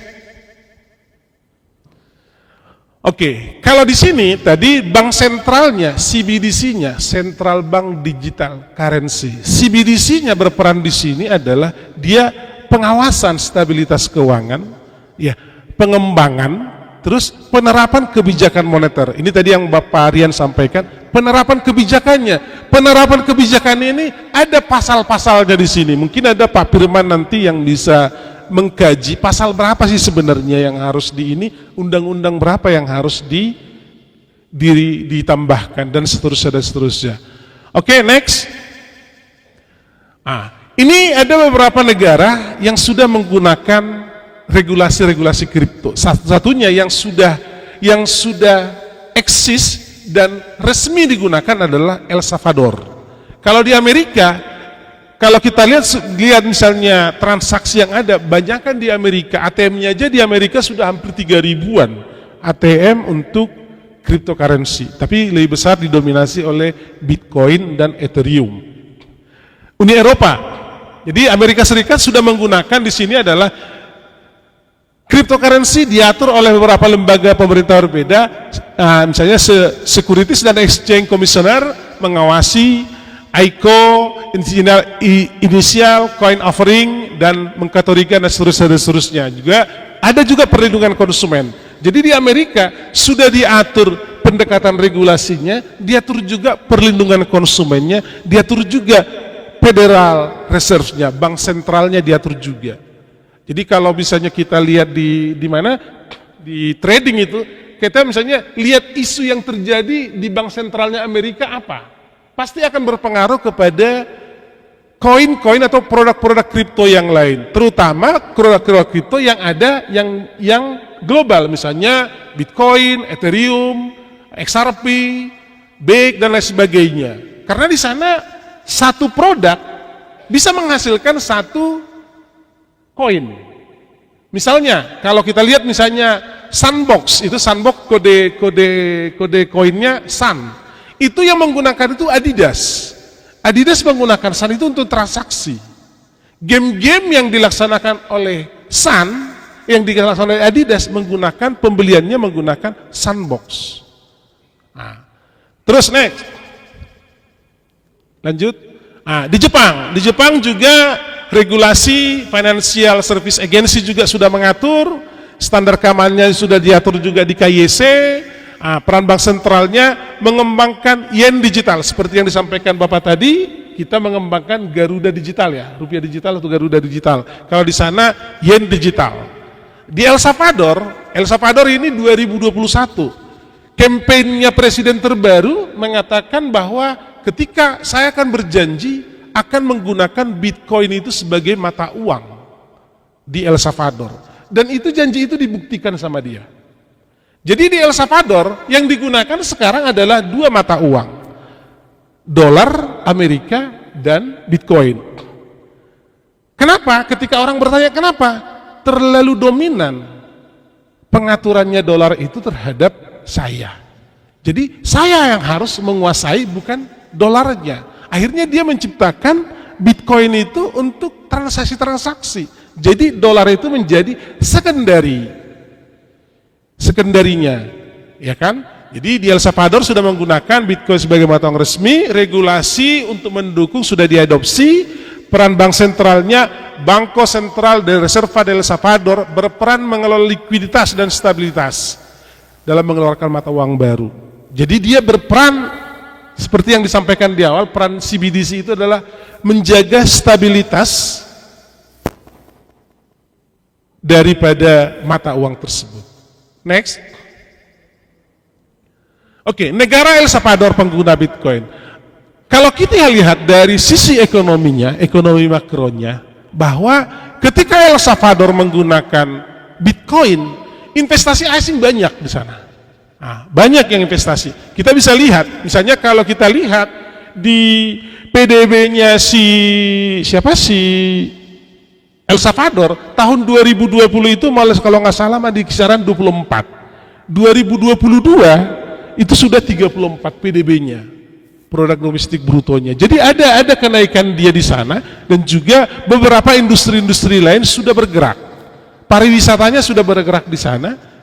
Contohnya Di sana dalam bisnis lokal UMKM-nya sudah bisa menggunakan transaksi Bitcoin. Sudah bisa menggunakan transaksi mata uang digital. Kalau kita lihat, kita bandingkan El Salvador dengan Indonesia. El Salvador itu hanya 6,5 juta penduduknya. Profesornya di sana nggak banyak, doktornya di sana nggak banyak, ahli hukumnya di sana nggak banyak. Dibandingkan dengan Indonesia 280 juta, masih kalah dengan El Salvador. Ya mungkin ini menjadi perenungan sendiri nanti buat kita. How to, ya kan? Bagaimana kita membuat sebuah perkembangan mengikuti perkembangan yang terjadi. Karena kita tidak mungkin kalau dalam teknologi, ketika saya pertama-tama mengenal teknologi informasi ketika dibilang siapa yang menguasai teknologi, dia akan menguasai dunia. Jadi siapa yang mengikuti digitalisasi akan menguasai, yang lainnya pasti ketinggalan. Kita bisa lihat sekarang AI, sekarang udah berkembang. AI menggunakan semua, apapun bisa menggunakan AI. Semua bisa dijawab di situ, bisa ditranslate, diterjemahkan di situ. Informasi dari seluruh dunia, dari dunia manapun, kecuali dunia hitam. Tidak ada. Kalau dunia-dunia nyata masih bisa ditranslate di situ. Artificial intelligence, jadi kecerdasan buatan sudah dibuat. Jadi sesuatu yang mungkin pasti terjadi itu adalah dengan digitalisasi. Oke. Selanjutnya,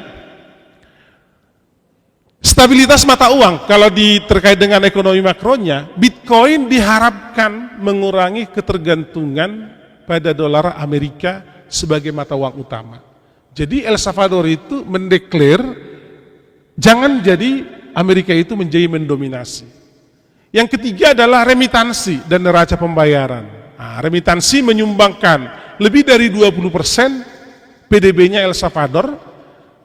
Penggunaan Bitcoin mengurangi biaya pengiriman uang dari luar negeri, memperbesar dampak remitansi terhadap ekonomi. Oke, pariwisata. Pengadopsian Bitcoin mengembangkan pariwisata di El Salvador. Next. Lanjut, ini juga transaksi-transaksi keuangan di El Salvador bisa menggunakan pembayaran barang dan jasa, bisa menggunakan pembayaran pajak juga sudah bisa menggunakan Bitcoin, remitensi juga sudah bisa menggunakan Bitcoin, pariwisata dan hiburan juga sudah menggunakan Bitcoin. Di sana sudah namanya Bitcoin Beach. Lebih indah masih Danau Toba daripada Bitcoin Beach yang ada di El Salvador. Kalau tidak percaya silahkan ke Danau Toba dulu lihat, baru nanti lihat foto yang ada di Bitcoin Beach di El Salvador. Oke, next. Oke, transaksi di layanan publik sudah menggunakan bayar listrik, sudah menggunakan Bitcoin, bayar telepon juga, pembayaran gaji juga sudah, investasi dan tabungan juga sudah. Selanjutnya, next, 2 menit lagi katanya. Ini hingga November 2024. Beberapa negara yang menggunakan cryptocurrency khususnya Bitcoin sebagai pembayaran dari El Salvador, Republik Afrika Tengah masih mengadopsi. Ya kan, masih mengadopsi, belum meresmikan karena harus undang-undangnya harus ada yang diperbaharui. Signkit dan Nevis juga telah mengesahkan Bitcoin sebagai alat pembayaran, tapi yang masih trending itu karena 2021 baru pertama si El Salvador. Jadi Republik Afrika Tengah dan Signkit dan Nevis itu masih tahun-tahun berikutnya. Next. Ini tadi saya sampaikan bahwa di Amerika itu jumlah ATM Bitcoin itu 34.000 ATM kripto ya di Amerika. Malah di El Salvador 204 karena emang penduduknya 6 juta. Jadi masih make sense lah ya. Kanada 2.000, Spanyol 225, Polandia 180, Swiss itu 147. Jadi ini adalah kita lihat tren-tren ATM yang berkembang di ATM kripto berkembang di belahan dunia sana. Next. Indonesia belum bisa menggunakan cryptocurrency sebagai alat pembayaran. Landasannya di sini bahwa Undang-Undang 7 tahun 2011 menetapkan bahwa mata uang yang sah di Indonesia adalah rupiah. Jadi legalitasnya di sini Pak Firman. Kalau Pak Firman tanya, terus gimana? Apakah Indonesia bisa menggunakan? Ya bisa. Kalau ini dipikirkan untuk ditambahkan misalnya Indonesia menggunakan mata uang rupiah dan apapun itu. Bisa nggak Indonesia bikin koin sendiri? Bisa. Bisa misalnya. Bisa nggak Bitcoin misalnya koin itu digunakan di seluruh Indonesia? Bisa. Kalau kebijakan regulasi mengatakan seperti itu, pasti bisa. Jadi kita nggak usah tergantung Bitcoin misalnya, sah-sah aja. Gitu loh. Next.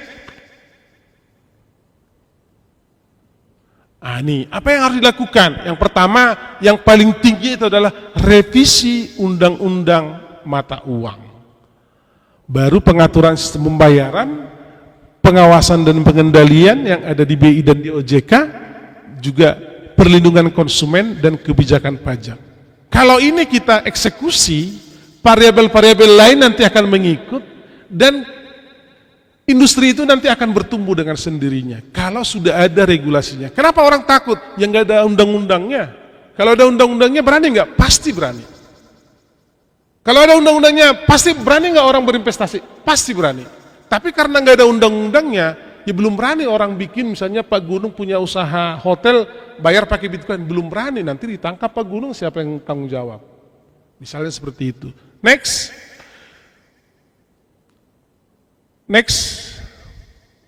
Oke, cukup sekian dan terima kasih. Pak Gunung sudah bolak-balik mengatakan seperti ini, mengkode ya. Terima kasih kepada teman-teman semuanya. Begitu yang bisa kira-kira saya sampaikan. Lebih kurangnya mohon maaf. Assalamualaikum warahmatullahi wabarakatuh. Wow, bagaimana cryptocurrency itu sudah dijelaskan dengan gamblang tadi ya, bagaimana dia di pasar-pasar dunia berlaku.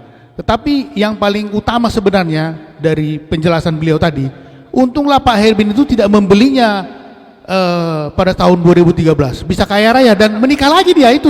Jadi untung tidak beli dia. Ya. Bayangin Pak, dari 1 juta menjadi 1 miliar. Setelah Trump menjadi 1,6 miliar per satu Bitcoin. Artinya Bitcoin ini pun dipengaruhi politik. Jadi kalau kita membeli, hati-hati juga bagaimana politik dunia berbicara. Kita dari 1 miliar beli bisa-bisa cuma 200 juta gitu ya. Bisa langsung pingsan gitu ya. Nah, itu juga pertanyaan itu.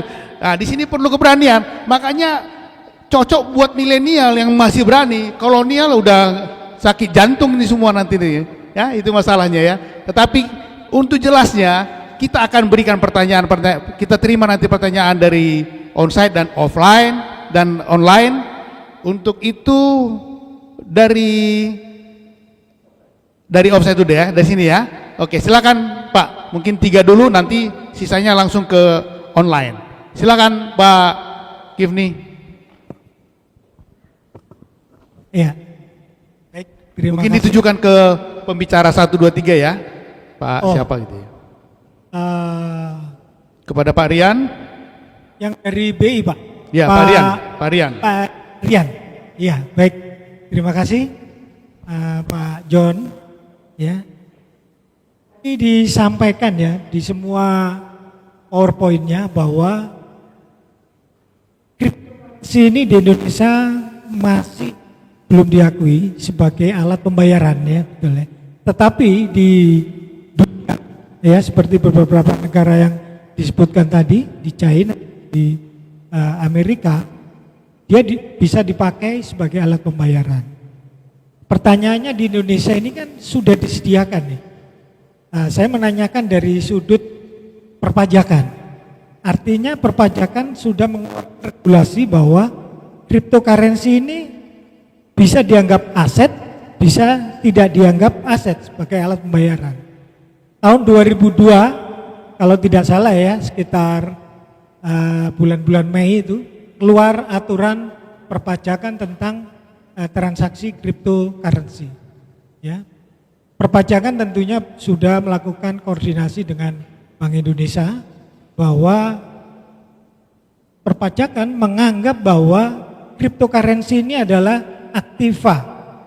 aktiva, yaitu wujudnya aktiva tidak berwujud, intangible asset. Ya, artinya transaksi cryptocurrency di Indonesia itu dianggap merupakan objek pajak karena bukan alat pembayaran.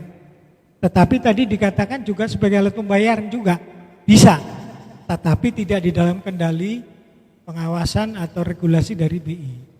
Intinya regulasi perpajakan sudah ada, maka sebagai objek pajak.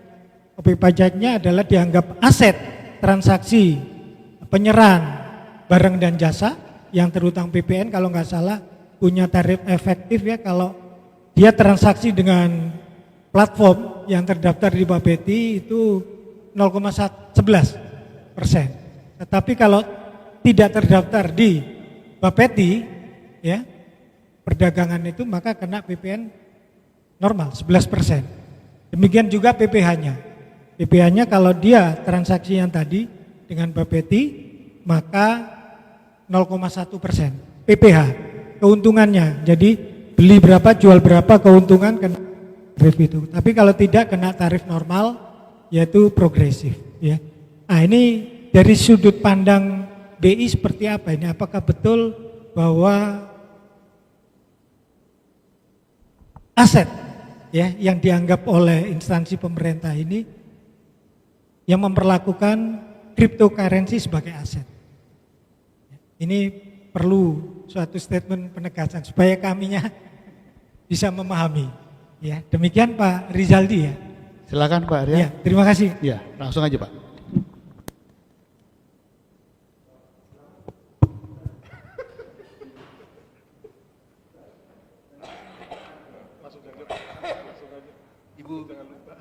Oke, terima kasih atas pertanyaannya. Aktiva, aset, nanti mungkin kita bisa lihat lagi, kita coba buka buku tentang keuangan seperti itu. Di situ ada definisi aset itu seperti apa. Tapi kalau saya bisa coba simplifikasi sebenarnya aset ada aset keuangan, ada aset non keuangan. Kita bicara di sisi yang di aset yang keuangan. Kalau di aset keuangan kita bisa pecah lagi. Ada aset yang sifatnya itu seperti uang, gitu, atau uang atau seperti uang, gitu kan.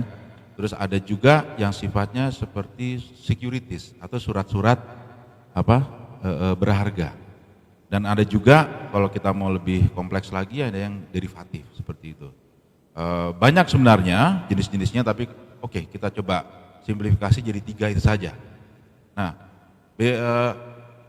sama-sama aset tapi dia berbeda sebenarnya, dia punya jenis penggunaan. Gampangnya begini, mungkin yang paling mudah bedanya uang dengan surat berharga. Nah, apakah Bapak misalnya pernah nggak beli pecel lele bayar pakai SBN? Ya insya Allah kembaliannya susah Pak, gitu ya. Gampangnya seperti itu. Nah, itulah mungkin secara intuitif bedanya apa sih surat berharga dengan dengan uang, kayak gitu ya. Nah, kita juga sekarang bayangkan seperti saham, obligasi seperti itu. Kalau kita buka website, kita lihat IHSG harganya naik turun, gitu ya kan? Nah, kalau kita bayangkan uang tuh harga nilainya tuh naik turun, gitu ya. Hari ini kita pegang 10.000, gitu. Besok keluar, tiba-tiba jatuh jadi Rp1 kan gitu ya kan. Besoknya naik jadi kalau ibarat penggaris, tapi penggaris 1 cm tuh setiap detik tuh berubah-ubah, insya Allah nggak pernah garis Pak. Itulah bedanya uang dengan itu kalau saya bisa agak lebih jauh, itu bedanya inflasi dengan itu juga yang membuat menarik kok kita lihat harga Bitcoin ya naik turun kayak gitu. Berarti kan fluktuasi kekayaan kita juga naik turun kalau kita pegang obligasi. Kita pegang cryptocurrency. Ya implikasinya sekarang mungkin lagi hore-hore, harganya lagi disebul sama Mr. Trump kan gitu ya kan. Tapi semua yang naik pasti akan turun. Semua yang turun pasti akan naik. Pertanyaannya adalah seberapa tinggi dia naik, seberapa tinggi dia turun. Dan sesuatu yang punya kualitas sebagai uang semestinya tidak naik turun dengan fluktuatif seperti itu. Karena tujuannya adalah untuk membayar. 10.000 yang di face value, di yang ada tertulis di uang kertas, ya harus 10.000 kemarin, hari ini, besok, 1 bulan lagi dan seterusnya. Mungkin kira-kira seperti itu. Lalu untuk menjawab pertanyaan Bapak, di Indonesia ini kripto dilarang sebagai alat pembayaran, tapi tidak dilarang untuk jenis aset keuangan yang lain. Seperti itu. Karena dia dilarang sebagai alat pembayaran, ya otomatis ya nggak bisa dipajakin. Loh, dilarang kok, kan gitu ya kan. Tetapi pajak bisa memajaki dia sebagai mungkin untuk alat investasi atau bagaimana. Kalau saya sendiri ada yang menyebut bahwa alat pembayaran, uang itu bukan aset. Ya buat saya aset itu sesuatu yang punya nilai hari ini dan nilai di masa depan. Ya seperti itu ya gitu ya. Sepanjang kita tulis tuh di neraca itu sebagai sisi aktiva, ya itu aset. gampangnya begitu gitu. Dan uang, kepemilikan kita terhadap bank itu adalah aset kita. Tapi ada aset yang sifatnya securities dan jadi mungkin jawaban saya secara ringkas, nggak ada yang tabrakan atau overlap antara tujuan pajak dengan peraturan Bank Indonesia. Gitu kira-kira. Baik Pak, saya kira jelas ya. Pak Moderator, bisa saya tambah sedikit? Mungkin gini Pak Kifni, kita tahu Bapak kan juga dari keuangan ya, setiap rupiah yang diterbitkan oleh Bank Sentral pasti di backup oleh cadangan devisa emas. Kalau nggak bisa kan mata uang itu juga yang dikeluarkan oleh Bank Sentral untuk menetralisasi moneter kita. Nah, kalau kita bilang cryptocurrency itu bukan sebagai alat pembayaran, tetapi alat tuker.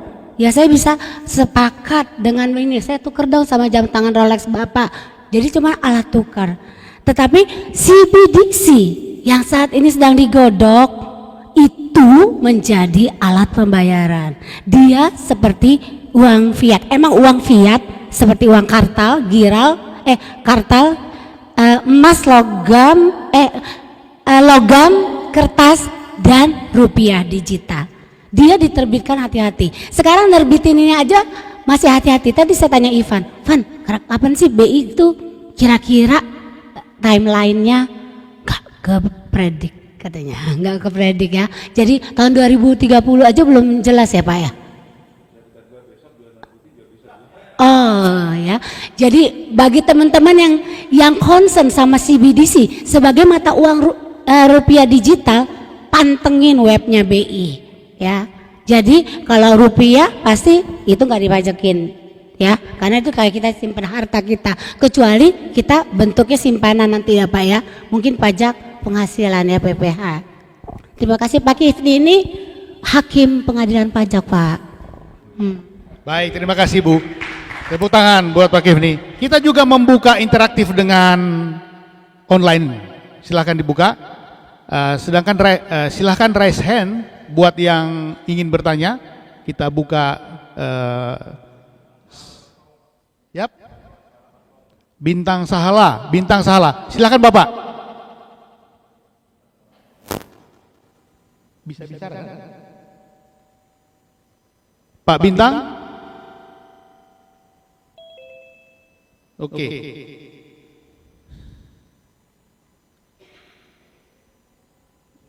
Masih mute Pak, masih mute. Dibuka dulu. Halo, ya.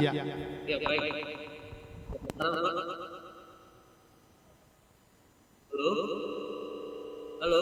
Ya, silakan Bapak, silakan. Halo. Ya, mau nanya Pak, apakah menggunakan kripto? Kira-kira kita kan sekarang kan bentar lagi kan ada Cortex ya, mulai Januari nanti. Apakah kita dengan aset kripto kita itu terdeteksi nggak ke Ditjen Pajak? Itu aja Pak. Ya, makasih Pak.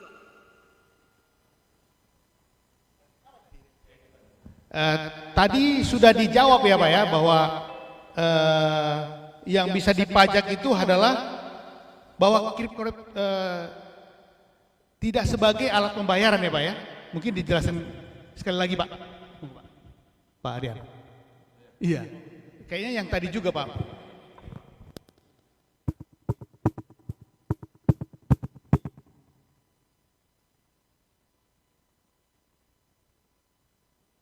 Oke.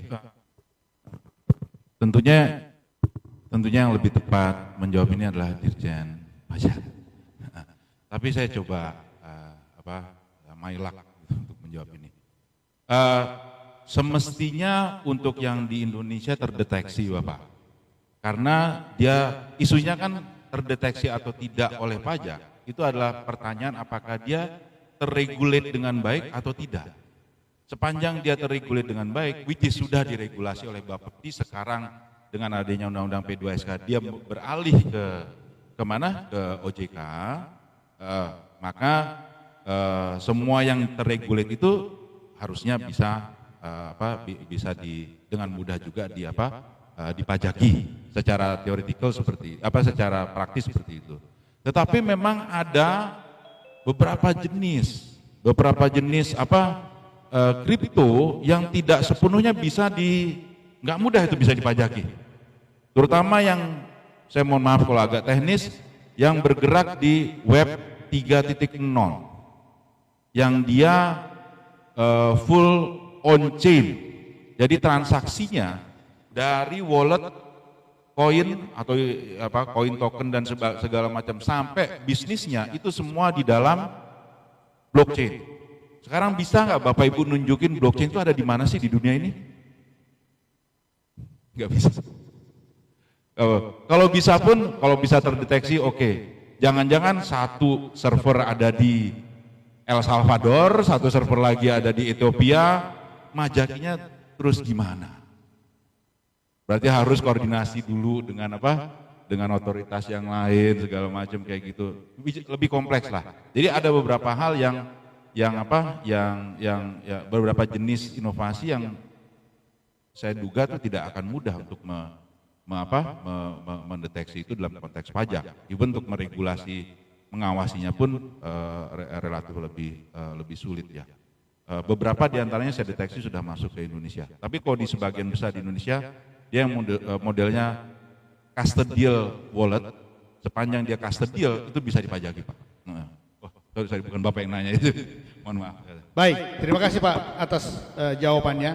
Ada juga satu pertanyaan dari Immanuel Silayan. Adapun pertanyaannya adalah CBDC di sini adalah program yang akan dicanangkan oleh pemerintah. Bagaimana keefektifan dari CBDC yang akan dicanangkan oleh pemerintah RI bila kita berkaca kepada Amerika Serikat sebagai kiblat dari cryptocurrency? Menurut pemerintah Amerika Serikat, dengan membentuk suatu CBDC bukanlah suatu hal yang efektif. Amerika sendiri di bawah pemerintahan Donald Trump saat ini tidak mendukung adanya CBDC. Sementara pada zaman Joe Biden dan sebelumnya terutama zaman Barack Obama, hal ini sangat didukung keras. Kira-kira bagaimana tanggapan para narasumber? Itu pertanyaannya Pak. Jadi di Amerika itu tidak mendukung CBDC, sementara Indonesia mendukung CBDC.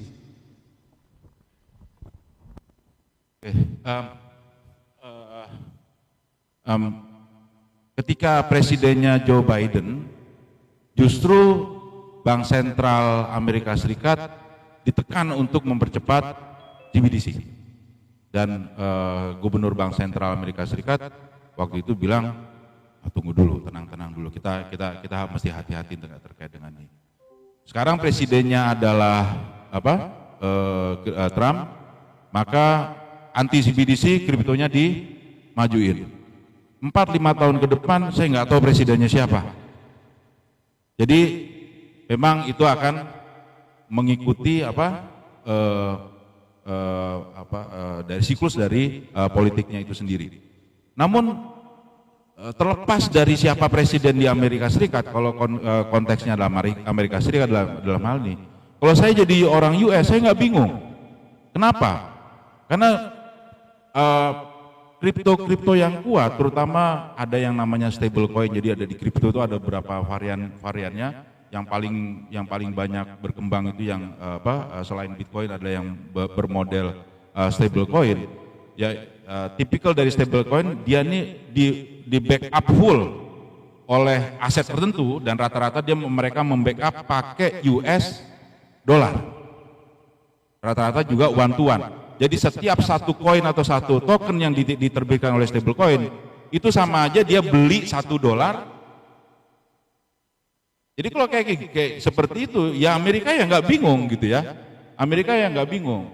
Nah, karena permintaan terhadap US dollarnya masih kuat-kuat aja. Jadi kripto itu kongruen dengan US dollar sebenarnya sih secara dalam pandangan makroekonomi. Nah, tapi kalau di kita, kalau di Indonesia ceritanya beda lagi. Tadi El Salvador misalnya, itu dia pindah ke menjadikan Bitcoin sebagai legal tender karena mata uang lokalnya udah mati. Mereka di sana pakai US dollar sebagai untuk transaksi dan sebagainya, sehingga ekonominya justru dikendalikan dari US. Nah, pertanyaannya apakah kita mau seperti itu juga? Dulu pas zamannya Trump, saya masih ingat, pas zamannya Trump itu sibuk membunuh yang namanya Libra. Kalau Bapak Ibu masih ingat, Libra terus ganti nama jadi Diem. Akhirnya didiemin nama Presiden Trump pada saat itu gitu ya. Benar-benar didiemin gitu, didiamkan gitu, dimatikan. Kenapa dia menakutkan even oleh Trump? Karena itu bisa menjadikan proxy state. Facebook itu penggunanya, jadi Libra Diem itu yang punya Facebook, Mark Zuckerberg. Facebook itu penggunanya lebih banyak dari populasi penduduk di negara manapun di dunia ini, dan pengguna terbanyaknya ada di Indonesia kebetulan Facebook. Nah, ketika Libra atau Diem ini diterbitkan, otomatis semua Facebooker itu akan punya wallet Libra dan Diem. Konsep mengenai kenegaraan pada saat itu hancur total, berantakan. Tidak lagi ada relevan yang namanya border, karena dunia itu negara itu sama dengan Facebook itu yang tidak, orang bertransaksi lewat Facebook menggunakan mata uang Libra yang tidak lagi kenal batas yurisdiksi di situ. Bahkan US pun, pemerintah US di bawah kepemimpinan Trump yang saat ini yang dikenal sebagai pro kripto sangat ketakutan dengan si Libra ini, dimatikan sama dia. Nah, sekarang mungkin saya ingin kembali ke diri kita. Apakah konsep kenegaraan itu masih menjadi penting bagi Indonesia? Saya pernah memberikan technical assistance ke Palestina. Negara itu merdeka, diberikan kemerdekaan oleh PBB, Oslo, perjanjian Oslo, memberikan kemerdekaan pada negara itu secara de jure. Tapi sampai detik ini, secara de facto mereka tidak pernah merdeka. Bapak Ibu tahu yang menyebabkan mereka tidak merdeka itu apa? Mereka tidak boleh menerbitkan mata uang sendiri. Tidak ada kendali apapun terhadap perekonomian. Nah, pertanyaannya menjadi simpel. Apakah kita masih butuh punya rupiah? Yang saya ingat tahun 1946, Muhammad Hatta mengingatkan Presiden Soekarno pada saat itu, Pak Karno, kita sudah merdeka tahun 45. Tapi Bapak itu ada yang lupa. Saya tahu Bapak bukan orang ekonomi. Gitu. Apa yang saya lupakan? Kita belum punya mata uang sendiri. Jadi di samping bendera, bahasa, ada satu elemen negara itu merdeka, yaitu punya mata uang sendiri. Saya bisa cerita banyak tentang itu, kenapa dia relevan secara moneter dan fiskal, tapi rasanya waktunya nggak cukup. Baik, terima kasih Bapak. Satu hal yang paling penting tadi disampaikan bahwa cryptocurrency bukanlah digunakan untuk transaksi, gitu ya. Jadi itu menjadi penting. Kemudian ada pertanyaan, nanti dikirim saja lewat chat atau teman-teman yang peserta yang sudah kami undang di dalam WA grup bisa ditanya. Nanti akan kami sampaikan kepada para pembicara untuk bisa dijawab kemudian ya. Mengingat waktu yang sudah habis, ini memang sangat menarik ya, sangat menarik. Tetapi waktu juga yang memisahkan kita. Terakhir adalah closing statement dari Pak Rian, kemudian Pak Herwin dan Ibu. Silakan Pak. Terima kasih atas kesempatan yang sangat luar biasa ini bisa bertemu Bapak Ibu semua para ahli hukum. Saya ingin menggunakan kesempatan ini untuk sebagai closing saya, yaitu adalah kita harus terbuka pada inovasi, kita harus mau terus berubah, tetapi juga pertanyaannya adalah bagaimana kita menjalani perubahan tersebut. Kita perlu bergerak secara berhati-hati, secara terukur, sehingga kita mampu menerima perubahan, tetapi sekaligus memastikan bahwa perubahan yang kita terima itu bisa membawa kehidupan kita lebih baik.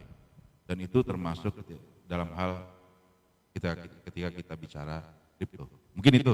Terima kasih Pak. Ya. Silakan Bu, closing statement.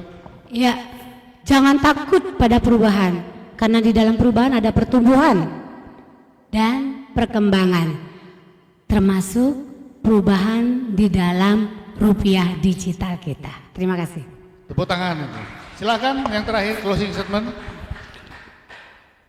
Buat teman-teman mahasiswa hukum UKI, ilmu itu harus adapt dengan perubahan, harus adapt dengan perkembangan.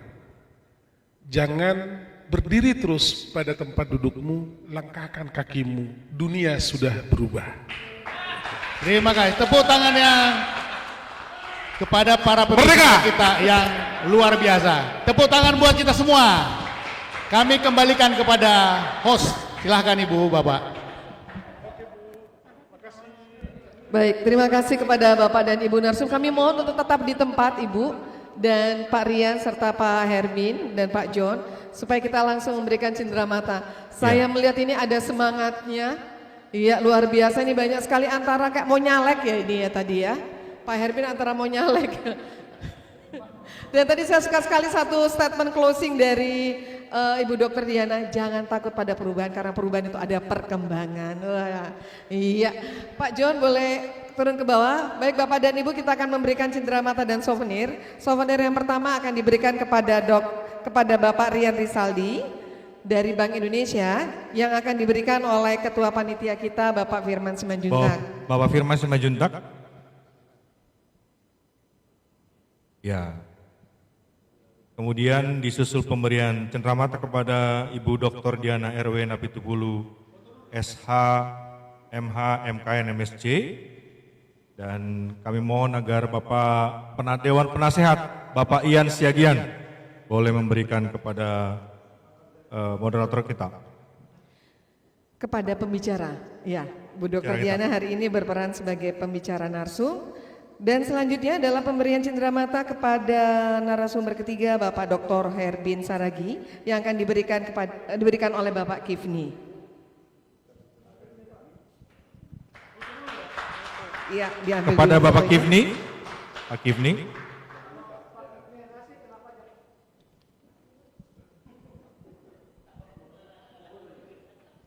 Ditunggu dulu Bapak. Iya, foto dulu. Tunggu sebentar. Masih ada satu lagi kita akan berikan cenderamata. Iya, pemberian cenderamata kepada moderator kita pada sore hari ini, Bapak Dr. John Gunung. Untuk pemberiannya kami berikan kesempatan kepada Bapak Arthur. Bapak Arthur untuk memberikan kenang-kenangan kita kepada moderator kita pada sore hari ini, Bapak Dr. John Gunung. Dan kita boleh foto pembicara dan panitia. Setelah itu kita foto bersama, Ya, agak rapat dulu Pak, agak rapat, biar muat. Ya, diberikan senyum terbaik ya. Iya, iya, ini kayak mau kampanye ya. Senyum terbaiknya, semangat terbaiknya, iya. Satu lagi, Pak Nalom belum, Bang Nalom belum siap sepertinya. Satu lagi Bapak dan Ibu, iya. Oke, manis sekali. Terima kasih, kita boleh berfoto bersama Bapak dan Ibu sekalian. Kita boleh foto bersama. Baik, kita dengan, foto bersama. Narasumber. Iya. Pak, kita foto bersama. Iya, kita foto bersama dulu. Pak Rian berkenan untuk tetap di tempat para narasumber. Iya, kita foto bersama semuanya dulu. Sambil kita mempersiapkan foto bersama, Atas nama seluruh panitia, kami yang bertugas, saya Francisca Riana, Saya Saibun Sirait. menyampaikan terima kasih atas seluruh perhatiannya dan termasuk teman-teman yang di online. Sampai bertemu dalam webinar kita selanjutnya.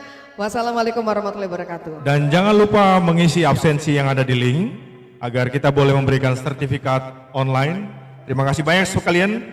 Tuhan memberkati.